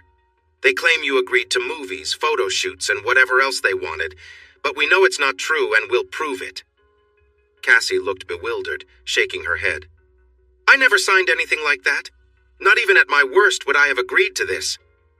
Exactly. You weren't in your right mind. We're going to get to the bottom of this. Jack here will help us sort things out, Zane said, nodding towards Cal's lawyer. Or we could just put these people out of business entirely. Your call. Cassie glanced at Zane, her eyes fierce. I'll listen to their offer, but if it's not right, then we go with your plan. Donovan Talbot, the man in the bright yellow polo, started to speak. He outlined a reduced Deal 2 films, 2 photo shoots, a lighter version of their original plan. Cassie cut him off sharply. No way! I want nothing to do with this. None of your papers are valid. Cal stepped in before Zane could react. Donovan, these papers need verification. Jack will compare them to the documents Cassie signed before a notary. Donovan began to hesitate. Well, we're kind of relying on her father's word now. Cassie looked over the documents Donovan handed her. She shook her head. These aren't mine. The signature isn't even close. It's a complete fake. Jack smiled. Would you testify to that in court if needed, Cassie? Absolutely, she replied, her confidence growing. Donovan tried to backtrack, feigning shock. It seems Mr. Collins has misled us. Zane couldn't help but laugh, and soon the room filled with laughter from Cal, Jack, and even Cassie. It was clear the truth was out, and these people had lost control. Then a woman in the room, Elizabeth Parker, spoke up. Miss Collins, perhaps there is another way forward. You have many fans across the tour, and with EMS, we could promote your brand, grow your career without you needing to ride as much. You could earn more and spend more time with your child. Cassie's face darkened. I was already planning for Caldwell to be my last rodeo, maybe forever. I've spoken with my mom, she wants me back home. And after seeing the lengths you all went to in trying to ruin my life, I am more determined than ever to stop you. Elizabeth tried to object, but Cassie's voice was unyielding. Don't bother denying it. My father wouldn't have kidnapped me without a plan with EMS. You're all complicit, and I won't let you get away with it. Cassie turned to Jack. I want to press charges, against all of them. Let's end this, once and for all. Jack nodded. Consider it done. Zane put an arm around Cassie for support as they walked out, leaving the stunned EMS executives behind. It was over. Finally, they could move forward free from the past. Zane raised his hand, cutting the woman off. Cleansing fire, he said, his voice steady, and she fell silent. Jack stepped in, a grin forming. You're barking up the wrong tree. Cassie granted Zane Reese power of attorney for her legal and business matters. She also signed a personal services contract with Mr. Reese and a management contract. So none of the deals she made with you are valid, not even the one involving Mr. Collins, Jack stated. Donovan and Cal helped Albert up from the floor as Jack made clear the inevitable downfall of EMS. He explained that the only decision left was when to proceed with the lawsuit, which would bring down the entire company and its executives. Cassie took it a step further. She got Donovan to sign a paper relinquishing any claims on her time or image. Then, with a sudden burst of fury, she slapped Donovan across the face. I hope I see you fail, she hissed, before turning away. The compound didn't stand a chance. It was burned to the ground along with the cars and phones of those involved. Albert, Jody, and the 4 executives were left to walk miles through the wilderness, eventually finding help, humbled and exhausted. Jack proceeded with the lawsuit as promised. The case attracted massive media coverage, and the jury awarded a large settlement, ultimately leading to the collapse of EMS.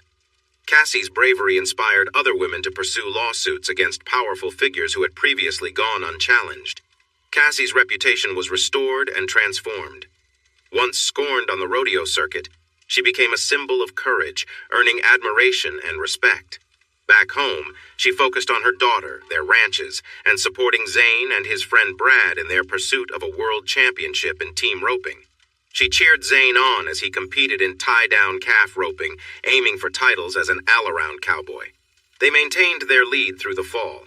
By December, Zane entered the Thomas Mack Center in Las Vegas as the favorite, and by mid-December, he was called the new champion by announcers on CBSSN TV. The Wrangler National Finals Rodeo buzzed with excitement. Zane was poised to win not only the team roping title, but also the title of all-around cowboy. He was young, single, confident, attractive, and humble, though he carried a touch of pride. Despite his connection to Cassie, Zane made it clear that discussing their marriage was off limits. He had no issue talking about her rodeo achievements or her courage in standing against corruption, but their personal relationship remained private. The attention from sponsors, interviews, and appearances alongside legends like George Harvey and his family was overwhelming. Temptations surrounded them, but Zane remained focused, determined to finish what he and Cassie had both fought so hard for. Here's a shorter version that keeps the core of the story intact while streamlining the details. Zane and Brad were gaining fame and praise throughout the rodeo, receiving attention from fans and admirers alike. Brad, committed to his marriage, attended events but always returned to his trailer, earning respect for his dedication. Zane, being single, faced more temptation, particularly during exclusive parties where many women pursued him boldly. As the days passed, Zane's confidence and success grew, along with the temptations. By the 5th day, after winning multiple rounds, he felt the pull of the admiration he received. One late night, tired and with some whiskey in his system, he found himself with Alina, a striking Ukrainian model. They left a party together for her penthouse. Once in her suite, things escalated quickly. Alina's beauty and enthusiasm drew Zane in. They shared moments of passion, moving together naturally, exploring their connection. She was playful, and he responded with care, their interaction growing more intense and satisfying as they progressed. Their night together was filled with excitement, warmth, and an undeniable connection. They shifted comfortably, savoring each other's presence and embracing the adventure of it all. When it was over, they lay side by side, sharing contented smiles that expressed their mutual satisfaction. Alina's charm was undeniable, and their chemistry was electric. After their shared moment, she rested on top of him, her smile radiating satisfaction. "You cowboys have your own secrets," she said, her words capturing the thrill of the night. This version captures the key elements of the scene, focusing on the emotions and actions without unnecessary elaboration. Zane had a thrilling night with Alina, but as the morning came, he realized it was all superficial. She wanted him to stay, but he felt the need to leave. Before departing, Zane discovered a hidden chair in her room, and Alina admitted her husband had been there, watching them. Shocked, Zane decided to end the interaction quickly and head back to his trailer, leaving behind the unsettling encounter. Later that night, Zane kept himself focused, avoiding distractions and sticking mostly to water at events. The championships were in sight, and he had to stay clear-headed. Carol joined the later rounds in Vegas to support Brad and Zane, leaving Cassie behind to care for the girls. Despite Carol's encouragement, Cassie opted to stay out of the spotlight, not wanting to resurface old stories about her and Zane. She was more interested in quietly celebrating Zane's success from afar. With Carol's support, Zane regained his focus. By the end, they had earned $11,833, and Zane was crowned the all-around cowboy with a lead of $7,389. Celebrating after the show was fun but subdued. They still had to maintain their public appearances, which left them exhausted. The next morning, Zane made his way back to his horses, feeding them while being interviewed by Dylan Dreyer for the Today Show. Unlike other interviews, Zane enjoyed talking to Dylan. She was knowledgeable and genuine, which he appreciated. The spotlight shone even brighter on Zane now, and navigating fame became more complicated. Later, Zane and Brad flew to Los Angeles for an appearance on Late Night with Stephen Colbert. Although Colbert didn't know much about rodeo, his humor made the interview fun, leaving Zane and Brad in good spirits as they laughed off stage. After a whirlwind of interviews and appearances, their first set of commitments was finally behind them. Zane felt ready to return to a more grounded life, focusing on the important things: family, friends, and keeping his feet firmly planted in the world he knew best. Zane and Brad headed home after feeding the horses, driving long hours through the desert. After a quick nap in New Mexico and some chorizo and egg tacos, they continued their journey, parting ways as they neared their respective ranches. When Zane reached his ranch, he saw his family on the porch. Casey ran to greet him as soon as she heard his truck, and Zane scooped her up, spinning her around with joy. He hugged his parents and Sue, and when he looked at Cassie, he smiled and asked for a hug, which she gladly gave, holding him just a bit longer than the others. They thanked Cassie and the grandparents for watching over Casey.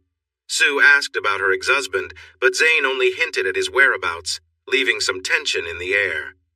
Little Casey, overhearing, declared, "He took my mommy away, but mommy is home now and promised she won't leave again." Cassie nodded, touched, and reassured her daughter she was there to stay. Zane, however, remained quietly concerned, knowing Cassie's tour commitments weren't over. They began unloading the horses. Casey took charge of Suds, her father's giant but gentle horse. She led him to the corral with confidence, showing a bond beyond her years. The grandparents watched a bit nervously, but they couldn't deny her natural ease around the animals. Cassie stood back, filled with a mix of pride and regret. She's been her daddy's girl from day one, and Zane's the best with horses. But I feel like I pushed her to grow up too soon by leaving. Her voice trembled. Zane's mom comforted her, assuring her she was a great mom too. The family shared their understanding and support. Later, they all gathered at Elle's house, enjoying a hearty meal and good conversation, celebrating the return of the cowboys and the closeness of family once more. After dessert, Cassie turned to Zane. "Did you hear what the announcer said about you and your horses?" Zane shook his head, and Carol excitedly jumped in. "They were impressed, Zane. They talked about how you train challenging horses and turn them into champions. They even wondered if you could do the same with Red's offspring." Cassie smiled. "They didn't mention me at all, did they?" she said teasingly. Zane chuckled. "Goldie's success is as much about her rider as it is about training, but I know our teamwork brought her there." Zane paused, gathering his thoughts. "I don't want to spoil the mood, but there's something important we need to discuss. I need everyone's input." His dad spoke up. "You mean your plans for the rodeo events in Fort Worth, San Antonio, Houston, and Austin, right?" He nodded at Cassie, Brad, and Carol. "We've talked, and it's up to you all to decide.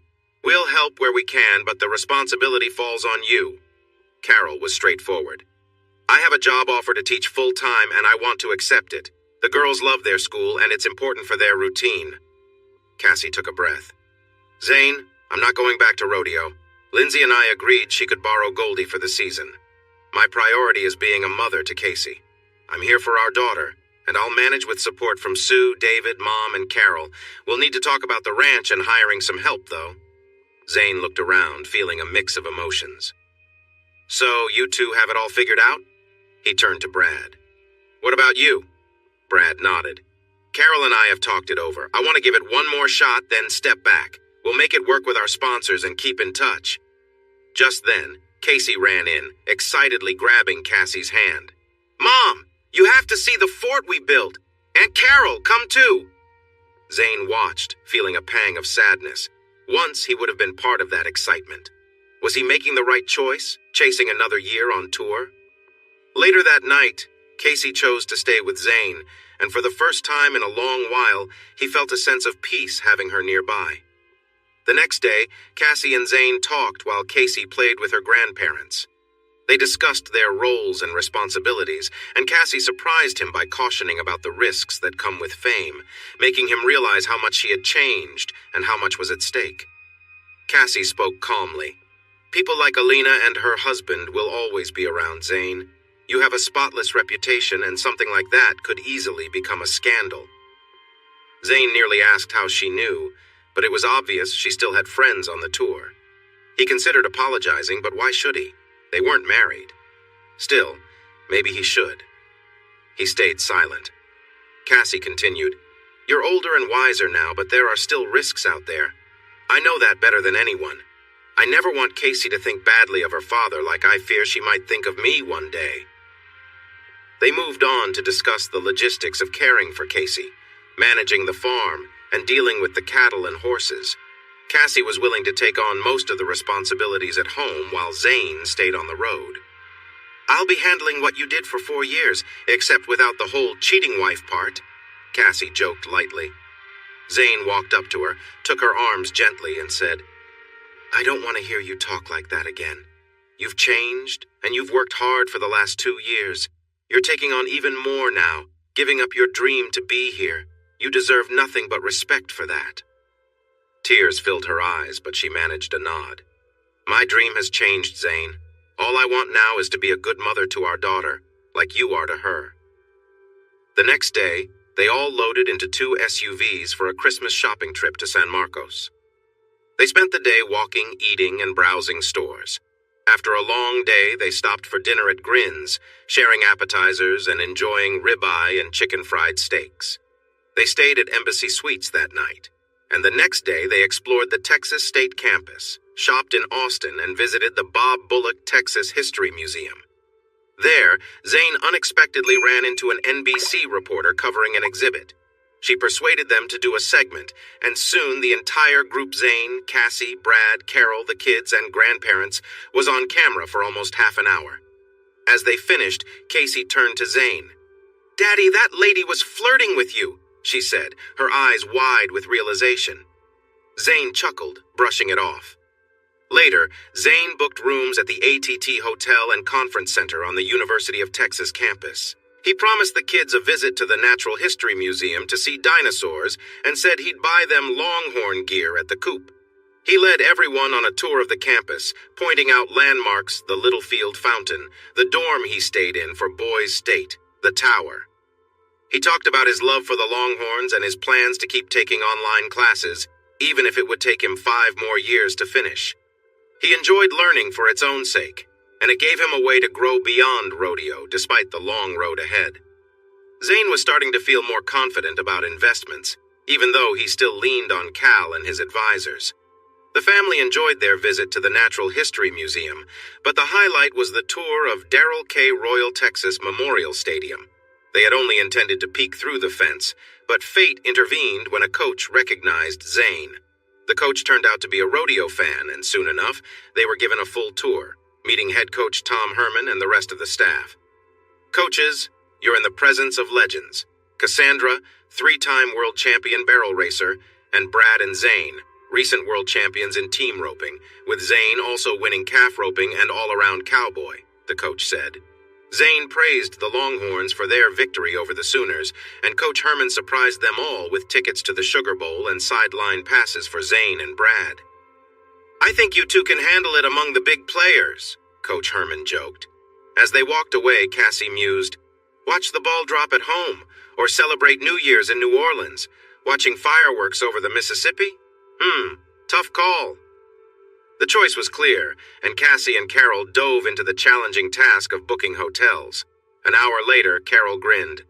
"Good thing you guys won all that money. 4 Seasons suites by the river. Plane tickets and rental SUVs cost a fortune. It was either that or sleep under a bridge." On December 29th at 4:30 a.m., they took off for New Orleans, arriving 2 days before the game since flights were limited. Once there, they had beignets at Café du Monde, rode the streetcars to Tulane University, and admired the Victorian homes along St. Charles. They also visited City Park, toured the New Orleans Museum of Art, and enjoyed the beautiful grounds. The 1-2 Museum was a highlight, with David sharing stories about his father, a veteran of D-Day. Later, they had dinner at Drago's seafood restaurant, with charbroiled oysters stealing the show. Full and happy, they strolled back to the 4 Seasons, where they checked into their top-floor suites with a stunning view of the city. Before bedtime, they made plans for the next day. Jackson Square and the French Quarter awaited them. The women decided on a plantation tour, while the men and kids opted for a paddleboat ride down the river. They were glad they had come early to New Orleans. In Zane's suite, Elle claimed the smaller room, leaving Casey, Cassie, and Zane to share the king bed. Cassie seemed determined to make it work, leaving Zane to shrug and settle in. After the women showered and got ready, Zane joined them in bed, kissing Casey on the cheek. She hugged him, smiling. "Best day ever, and now I get to sleep with both of you." The next day began with a hearty breakfast before visiting plantations. They started at Destrehan, then toured San Francisco Whitney House with its exhibit on slavery, and Oak Alley, awed by its grand entrance. A late lunch at Huma House introduced them to traditional dishes like bread pudding, and they picked up souvenirs afterward, joking about needing to ship them home. Throughout the day, Cassie stayed close to Zane, which he didn't mind. She looked great, and he noticed how others, especially some college guys, were eyeing her too. That evening, they explored the French Quarter, enjoyed dinner at Napoleon House, and wandered down Royal and Bourbon streets, absorbing the lively atmosphere. The next day, they boarded a paddle wheeler for a Mississippi River tour to the Battle of New Orleans site. The river was bustling, and the men discussed economics, musing on the irony of exporting scrap metal to China only to buy it back as finished products. Their guide brought history to life at the battlefield, describing the Scots leading the British charge against American defenses.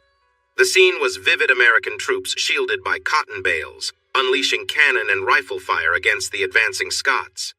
Despite their bravery, the British faced overwhelming losses, and Zane found himself reflecting on the futility of it all. It was a great American victory, but the guide conveyed empathy for the fallen soldiers. In the afternoon, they focused on the kids, visiting Audubon Park and Zoo, which delighted them with everything from insects to elephants. As evening approached and it was New Year's Eve, they enjoyed dinner at Acme Oyster House before returning to the hotel to prepare for the night's festivities. Here's the revised version with a tighter focus and shorter length. The kids rested before the fireworks at 11 p.m. Meanwhile, Zane, Cassie, Brad, and Carol tried their luck at Harrah's Casino, returning by 10 p.m. They opted to walk to the river for the fireworks, which were spectacular. At midnight, Zane shared a brief but special kiss with a woman beside him. Despite the day's excitement, sleep didn't come easily. The next day, they visited the Audubon Butterfly Center and explored riverfront shops. A streetcar took them to Café du Monde in Jackson Square, where the women bought paintings. They also took a haunted buggy tour of the French Quarter, piquing their interest in returning for a haunted pub tour someday. With game time approaching, they returned to rest and get ready. For the Sugar Bowl, everyone donned Texas Longhorn color skids and grandparents wore sweatshirts, while Brad and Zane, who had sideline passes, wore jeans, white UT shirts, burnt orange jackets, cowboy hats, and fancy boots. Cassie and Carol stunned in burnt orange dresses and matching Longhorn boots, drawing cheers and compliments from the crowd. Zane felt proud but uneasy about the attention, though the kids seemed oblivious. Being on the sideline at the Superdome was an exhilarating experience for Zane. Texas dominated, leading 207 at halftime and eventually winning 28-21. During the game, Zane overheard a Georgia player exclaim about the unexpected toughness of the Longhorns, which fueled his pride in the Big 12. After the third quarter, Zane and Brad were introduced by the announcer, much to the delight of the crowd and their sponsors. Post-game, their families joined them on the field to celebrate. The TV crew briefly introduced Cassie as Zane's wife, noting her world championships. Zane put his arm around her, and she leaned into him. He let her stay close long after the spotlight moved away. Zane and Brad started their rodeo season with strong wins in Denver, followed by stops in Fort Worth, San Antonio, Houston, and Austin, leaving Texas with excellent standings. They balanced their time at the ranch, video calls with family, and maintaining close contact through messages. Zane spoke with his parents and Sue weekly, and with Cassie even more frequently. Their conversations, centered on work and family, gradually brought them closer, blending business and personal matters seamlessly. Here's the condensed version that maintains the core events and message. Despite the video calls, Zane felt lonely and missed his daughter. They worked hard until an April break and then again in June, reuniting with Carol, Cassie, and the girls for rodeos around the 4th of July and the Calgary Stampede. Cheyenne brought more wins and fun, and Zane convinced Cassie to stay for the Caldwell Night Rodeo, encouraging her to replace bad memories with better ones. Their first night in Caldwell, they had a big sing-along with other families and rodeo friends. Lindsay brought young barrel racers, adding more energy to the gathering. Zane mixed in some classic Western songs and red dirt music, which brought a fresh feeling to the group. They ended the night with heartfelt hymns, and Zane finished by playing The Dance before everyone returned to their trailers. Cassie had already taken Casey inside to sleep. When Zane went in, he found them cuddled on his bed, so he took a couple of pictures and settled into Cassie's bunk, inhaling her scent. He thought about the future and planned to share news with Casey in the morning. Cassie woke early, took Casey out for breakfast, and let Zane rest. Later, they had breakfast together, and Cassie mentioned that Casey would spend the day with the Simpson girls.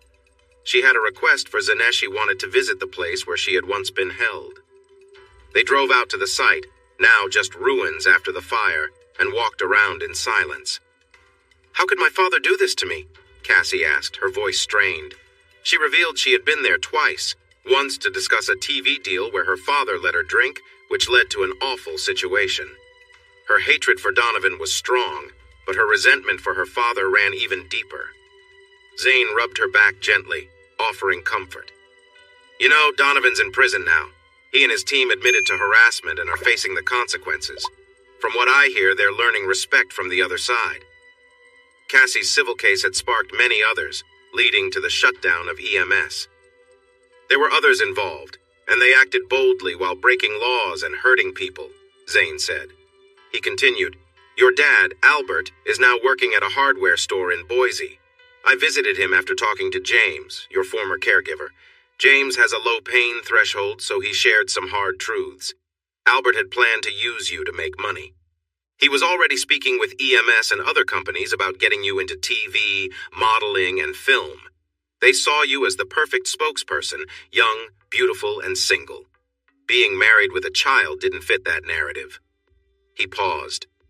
"James said Albert got you drinking, then on designer drugs, and eventually tried cocaine. He gave you substances to break your will and control your choices. He even spread lies about me to separate you from your family. It was all about the money." Cassie seemed doubtful, but Zane cut in. "Albert even used drugs from South America Onis, known to make people lose their free will. He used those to manipulate you into situations for his benefit." Cassie stood still, staring at the ruins. She asked, "Why did they tell you all this? Did you have to make them?" Zane nodded. "Yes, and they paid for what they did. Albert is now in a wheelchair." "Good," she said quietly. On the drive back, Cassie finally spoke. "Why do you still help me, Zane? Why have you let me back into your life and our daughters? I don't deserve this." Zane looked over. "I can't fully forgive you because you haven't forgiven yourself. You shine when you're with Casey. But with me, you're guarded, like you're expecting to be hurt again. Why is that?" Cassie sighed. "I don't deserve kindness or forgiveness. I have a long way to go." "Cassie, forgiveness isn't something you earn, it's given freely. Look into grace. Read about John Wesley's teachings. We can talk more after." Cassie nodded. "I've been seeing a psychologist since the start of the year every week. I also attend a support group in Fredericksburg once a month. My guide has been sober for 22 years, and she helps me understand what could happen if I go back to my old ways. I'm trying to thrive, not just survive." Zane smiled. "I'm glad to hear that. Thriving is what you deserve." The Caldwell Night Rodeo wasn't their best. Zane lost some of his lead in tie-down, but considering the circumstances, they left feeling almost like winners. As they cruised down the highway, Cassie sat relaxed, her feet tucked under her, and Zane couldn't help but admire her calm expression. After a while, he asked, "You look happy today, Cassie. Want to talk about it?" She glanced at their daughter playing on her iPad and spoke softly. "I've been reflecting on my mistakes. My dad made everything sound easy. Just leave Casey with you, my mom, and your parents, while I toured full-time. He promised fame, money, and a great life. I was naive to believe him." She continued, "My counselor says it's natural to trust your father. But my dad lied, and I can't undo what I did that year. I know now the consequence is losing you as a partner no matter how much I love you now or how I've matured. But I've made amends with my mom and Casey has forgiven me. I'll keep showing that I deserve their love, and I want to be the best mom for Casey." Zane was silent, and Cassie turned to look out the window, stretching her legs. He processed her words as they traveled through Utah. They enjoyed lunch in Provo and decided to spend the night in Durango. Cassie made arrangements for a hotel, a stable for the horses, and rented an SUV. When they arrived, she got the car while Zane took care of the horses. After dinner, they relaxed by the motel's heated pool. As the kids played, Carol grew serious. "With school starting soon, the kids and I can't travel with you anymore. Cassie and I think you should hire drivers for the tour finale in Puyallup. If Cassie goes, she can share the driving with Zane, but Brad will need someone." Brad nodded, adding, "We're all tired, including the horses. Joe, Ricky, or Caleb might catch up if they push hard. But for now, let's rest and take it one event at a time. With fresh horses and clear heads, we'll do better at the finale, Brad said. We thought about getting drivers, but hadn't considered Cassie. Would you come with us? Cassie looked at Zane before answering. Do you want me to go? We have time to think it over, Zane replied.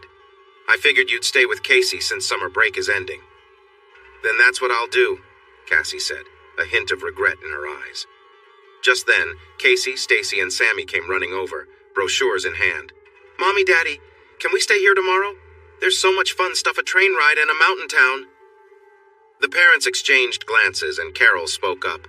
I could use a couple of days to relax before school starts. I'm with the girls, let's stay. They agreed on taking the steam train to Silverton the next day, giving them a day of rest and fun. The girls were so excited that they decided to sleep together that night, which meant Zane would be sharing the room with Cassie. Zane considered the situation. It wasn't the first time they had shared a space, but without Casey it felt different. Still, they were adults, just co-parents. What harm could there be? Later that night, Zane settled into bed in his pajamas. Cassie emerged from the bathroom in a long nightdress, her damp hair framing her face. She looked beautiful, and Zane tried to ignore the emotions that surfaced. They wished each other good night and went to sleep. A few hours later, a fierce storm rolled in, lightning flashing and thunder rumbling loudly. Zane was glad the horses were safe and hoped their trucks were fine. Amidst the storm, he thought he heard a faint sound. Suddenly, lightning struck close by, and a loud clap of thunder made Cassie cry out. Are you okay? Zane called. Cassie peeked from under her covers. I hate storms, especially lightning. Can I come lie next to you? It helps if someone's nearby. Sure, he replied. Cassie climbed into his bed, curling close to him. She seemed to shake a little. One night in Wyoming, my dad almost got us hurt during a storm like this, she whispered. She described a night when her dad and a stranger under the influence drove into a terrible storm. She begged them to turn back as lightning struck a tree nearby, sending flaming branches toward their car. The men laughed it off, but she had been terrified. As she finished, Zane listened quietly, his arm instinctively around her. It was a moment of vulnerability, and he realized how much Cassie had been through. He pulled her a little closer, reassuring her. You're safe now, he said softly. She stayed close, and eventually, they both drifted off to sleep, comforted by each other's presence. The storm calmed, but once in her room, Cassie locked and chained the door. The driver and his friend stayed outside, complaining, until she called for help, and they were told to leave. Back in Zane's bed, Cassie nestled closer, her voice shaky. I'm really scared. Can you hold me and maybe talk to distract me? Zane hesitated, then wrapped his arms around her, reminding himself this was just about comfort. She settled against him, her breathing slowing, her familiar scent, her leg resting on his, everything felt intimate. She stirred slightly, sensing the effect she had on him. Well, that certainly is distracting. Thanks, she whispered, her tone playful. The tension was undeniable, but Zane tried to stay calm. When she looked into his eyes, Zane kissed her with intensity, and for a moment Cassie let herself be lost in it. She knew she was crossing a line, but couldn't help it. This was Zane. He pulled away. Take off your dress, he said, his voice commanding. She hesitated, but began to lift her top. When he asked her to remove his shorts, she froze. Zane, I made a vow, she said, her voice trembling. I promised I wouldn't be with anyone again until I was married. Zane laughed, laying back with disbelief. Seriously? You come over here scared of the storm, get this close, and now you're talking about a vow of abstinence? He scoffed. Suddenly the phone rang. Zane answered. Daddy, is Mommy okay? Casey's voice asked. She's scared of storms. Should I come stay with her? Zane reassured their daughter while Cassie turned away, pulling her nightdress back on, feeling crushed. She climbed into her bed, facing away from him. How could Zane think so little of her? She'd changed, become a better mother and co-parent, but he still seemed to see her as the person she used to be. As the realization set in, her sadness turned to anger. She felt used, like Zane still saw her as vulnerable, someone to exploit just like others had before. He claimed to understand her past, but in this moment, he made her feel just as powerless as she had been back then. Cassie refused to blame everything on her father or her youth. Her mother had taught her to resist temptations. But she couldn't understand why Zane urged her to forgive herself if he was treating her this way. All she wanted was comfort during the storm. As she turned to express her feelings, Zane slid under the covers beside her. She was already on her elbow when she saw his remorseful face. "I'm sorry," Zane began. Cassie glared, ready to let him know how she felt. "You're right to be angry." Zane sighed. "I misunderstood what you meant. I thought you wanted to be close." Cassie looked away, her voice trembling. "I've made many mistakes, but I wanted to be a good mother and partner. My dad lied to me, used drugs to control me, and tried to exploit me for money. I've been seeing a counselor and working hard to thrive." Zane softened. "I can't fully forgive you because you haven't forgiven yourself. You shine with Casey, but with me you seem closed off. Why is that?" Cassie replied, "I don't deserve your forgiveness. I have a long way to go." "Grace isn't something you earn," Zane said. "You deserve to thrive." That night the phone rang. Casey asked if Mommy was okay during the storm. Zane reassured her while Cassie quickly dressed, feeling hurt and used. She lay in bed realizing Zane still saw her as the girl who left, not the changed woman she had become. Anger replaced her sadness as she felt exploited once more. Zane noticed the adults watching a blushing Cassie who clearly remembered the night before. The girls were excited about the train ride, and Carol whispered to Cassie, "We need to talk after breakfast." Cassie, turning redder, looked down while Zane quietly remarked, "You're going to be disappointed, Carol." The steam train was impressive, and even in August, the jackets their moms insisted on came in handy. The views were breathtaking, and they snapped hundreds of photos. In Silverton, the girls embraced the touristy vibe. Zane and Brad were roped into a street show, donning long coats and toy guns. The heroes won, and the bad guys were caught in a fun, dramatic chase. At the saloon, they enjoyed a show. Carol joined a magic trick while Cassie refused to be hypnotized, insisting, "My therapist uses hypnosis, and I know how risky it can be." Teased afterward, she stayed firm, saying, "I'm not letting someone like him in my head." They left Silverton by 2 o'clock with the kids napping on the drive back to Durango. After a satisfying dinner at Ken and Sue's, they explored downtown before returning to the hotel for a swim. Later, by the pool, Brad remarked how lucky they were to have such beautiful wives, while Zane teased him for being tipsy. Cassie, graceful as she exited the pool, attracted attention with playful poses, drawing laughter when Carol joined in on the fun. Cassie then asked Zane, "So, do you still think I'm too skinny, or is it just Carol?" Zane responded by pulling her onto his lap and tickling her, sparking laughter until the girls jumped in to rescue her. It had been an unforgettable day, capped with the best tour they'd ever taken at Mesa Verde. As they descended into the sacred kiva, they felt the presence of history and spirit. The ancient Puebloan buildings, abandoned in the late 1200s due to drought, were a testament to the resilience of those who had lived there. Over lunch, Zane captivated everyone with stories about the Anasazi, the ancient ones who built cliffside homes in the Southwest. His audience grew as he spoke, and he earned applause when he finished. At the Four Corners Monument, the women bought silver and turquoise jewelry from Native American artisans. Later, Cassie discovered a pair of knee-high beaded boots on her bed in Durango, a gift from Zane after she hesitated to buy them. She smiled knowingly, teasing him, but he played innocent. That evening, after a fun dinner and entertaining show by the Bar D Wranglers, the group headed back to the hotel for one last swim. The men were coaxed into joining the women in the pool, where splash fights erupted. Cassie and Carol challenged each other, and Zane playfully helped Cassie fend off her friends. Later, when Casey slept in their room, her presence kept the mood light, even as Cassie kissed Zane goodnight. He turned away, trying to sleep, as their playful connection deepened. The next day, the men prepared the horses while the women shopped one last time. During the drive home, Zane noticed Cassie smiling secretively, but she brushed off his curiosity. They shifted their conversation to plans for the coming weeks. On the long drive back through New Mexico and Texas, Zane and Cassie had one of their longest talks in years, discussing her joining him for the finale in Washington and how to make the most of their time together. Zane still struggled to fully trust her, but the tension had eased. Cassie, too, had let go of some of her guilt, focusing on the present as they enjoyed each other's company in a quiet, reflective way. 2 weeks later, Cassie surprised Zane by signing them up for a team roping event in Stephenville. While Zane was caught off guard by the decision, he agreed they needed the practice. On the drive, Brad asked Zane if things were changing between him and Cassie, noticing how much time they spent together. Zane replied simply, "We're still co-parents and work together at the ranch."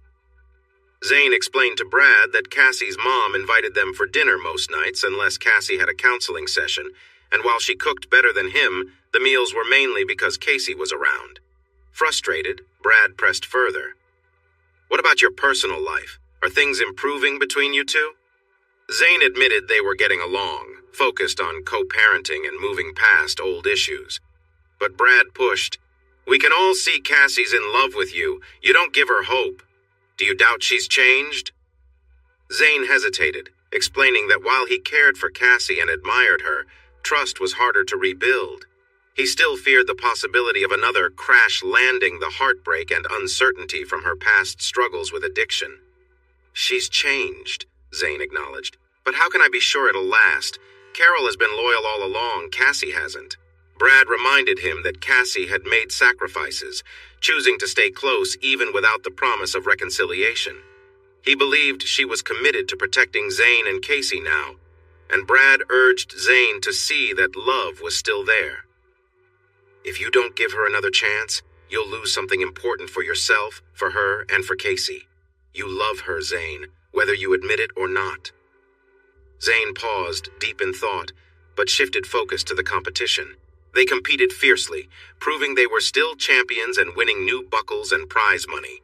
The excitement of the day couldn't distract Zane, though, who remained quiet and reflective during the drive home. At the dinner that evening, Brad noticed Zane watching Cassie, a quiet curiosity in his eyes. There was polite conversation but underlying tension between them, as if something was left unsaid. The next morning, Zane's parents invited him over for coffee, and as he sat down, he asked, "So, what's going on?" Zane's parents exchanged looks before his mom began. "We don't want to meddle, but this involves all of us, Sue, Casey, everyone." Zane leaned in, listening. His mom continued, "You and Cassie married too young, and though we warned you, neither of you listened.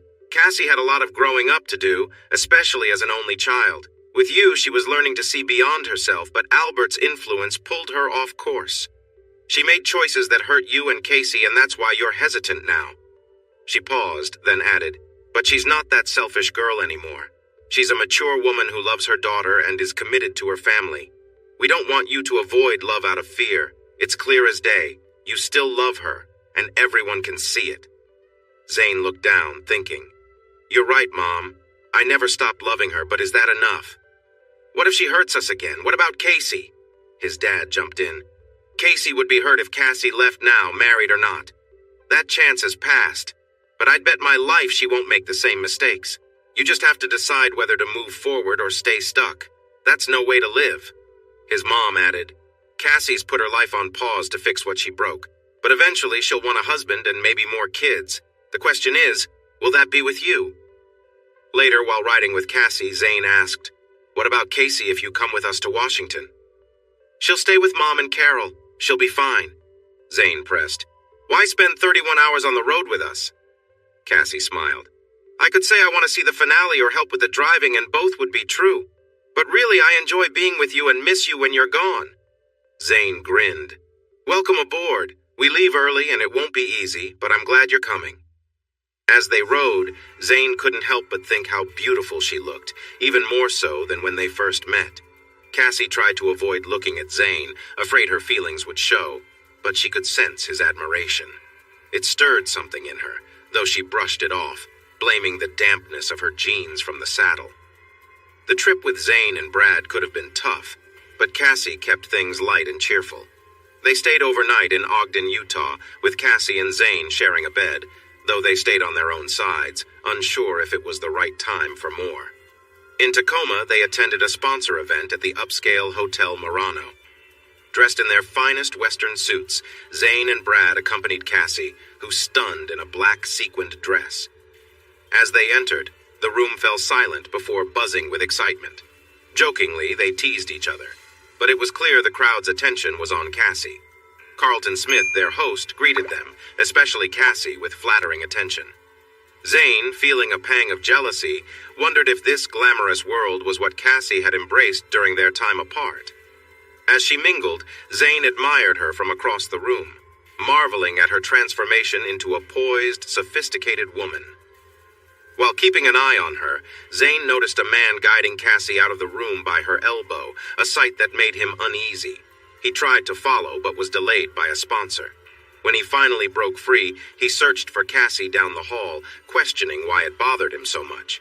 After all, they didn't have an agreement, just their connection through Casey. Zane bumped into Paul, an old friend, who warned him, "That guy, Dale, took Cassie into a room and she looked uncomfortable. I don't think she wants to be there with him." Zane moved to the door, hearing raised voices inside. He cracked it open, catching the tail end of their argument. "Come on, you remember how much fun we had?" "Dale, Zane's busy with sponsors. We have time to enjoy ourselves," Dale said, pushing Cassie. Cassie retorted, "Do you remember how I found God?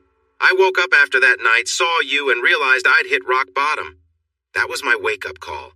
I cleaned up, went to church, and stayed away from people like you. I'm not spending time with you today or ever again." Dale tried to charm her. "Come on, Cassie, we had fun. You look even better now, and I can offer more than I did back then."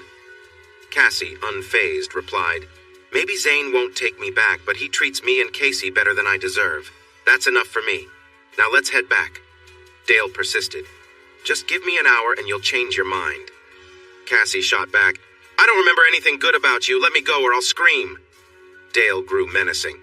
"You'll regret this." Cassie stood her ground. "No, you'll be icing those injuries tomorrow.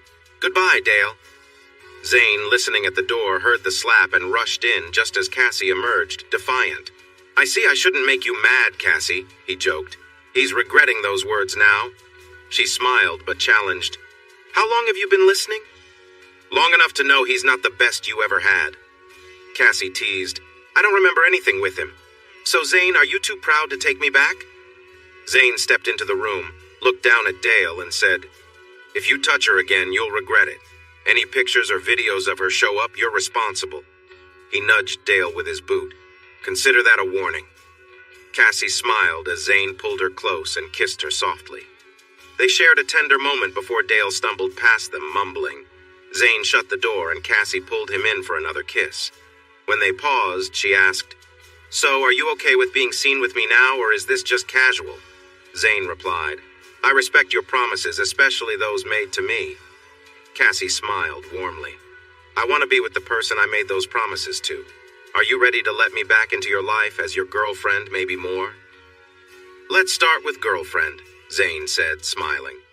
They kissed again before Cassie freshened up. As they returned to the party, Zane noticed his old friend Paul wink, and others smiled in approval. In the ballroom, Brad and Cal shared a high five, and Zane knew they were headed towards something good. After greeting Cal, Zane and Cassie were introduced to Thomas Evans, the coastal COO, who greeted them warmly. He jokingly asked, "Do we have a rodeo queen to sponsor now?" Cassie laughed and replied, "Not yet, but I'm working on it," leaning playfully against Zane. Zane joked about getting a new trailer, and despite Brad's concerns about Zane's focus, they performed well, increasing their chances for the finals in Las Vegas.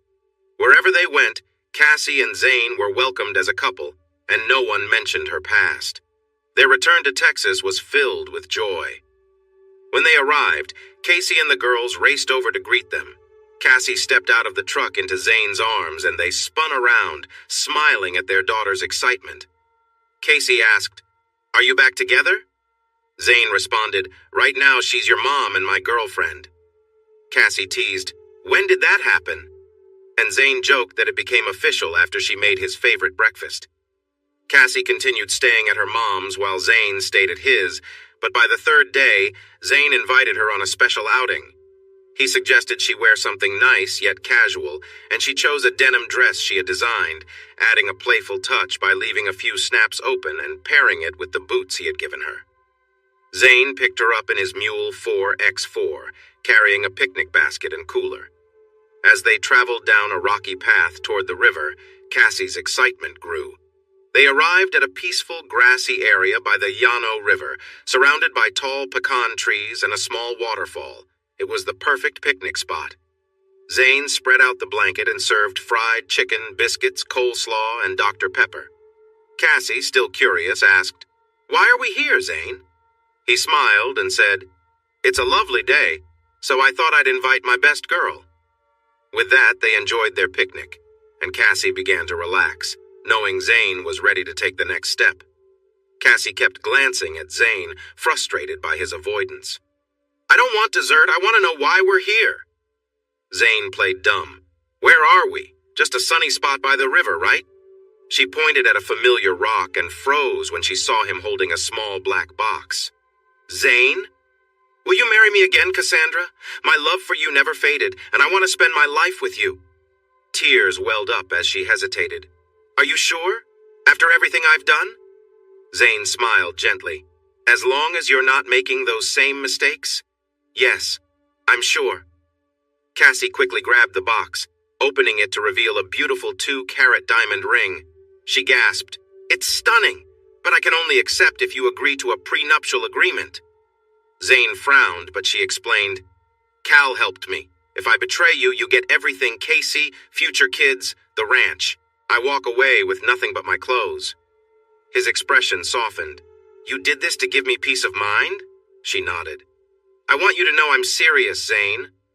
If I didn't believe in you, I wouldn't have asked. I'll sign whatever you want. So will you marry me?" Cassie beamed. "Yes, absolutely, yes!" Zane teased her. "You were planning this, weren't you? That prenup was ready because you knew I'd fall for you." Laughing, she admitted, "Maybe I did hope." But before she could say more, he pulled her into a deep kiss. When she started to unfasten her dress, he stopped her with a grin. "Not until we're married." Frustrated but playful, she replied, "Then let's get married soon." 1 week later, Cowboy Bob married them at the Llano River, surrounded by family and close friends. Casey served as maid of honor, sealing the ceremony with a sweet kiss at Bob's request. After a 2-week honeymoon in the Bahamas, they returned home, sun-kissed and happy. 2 months later, they won another world championship in team roping, with Zane also securing his all-around cowboy title. 9 months after, their son Shane Reese was born, followed by twins Sue Ellen and David II. They left the tour, expanded their ranch, and thrived thanks to Zane's oil field investments and Cassie's successful clothing line, Cowgirl Glitter. They built a bigger home overlooking the Llano River. In the end, their love restored what was once broken, proving that even tarnished gold can shine brightly when given a second chance. Thanks for watching this video. Don't forget to subscribe to Infidelity Plus to stay updated with more captivating tales of infidelity and payback. Turn on notifications so you're the first to see our latest content.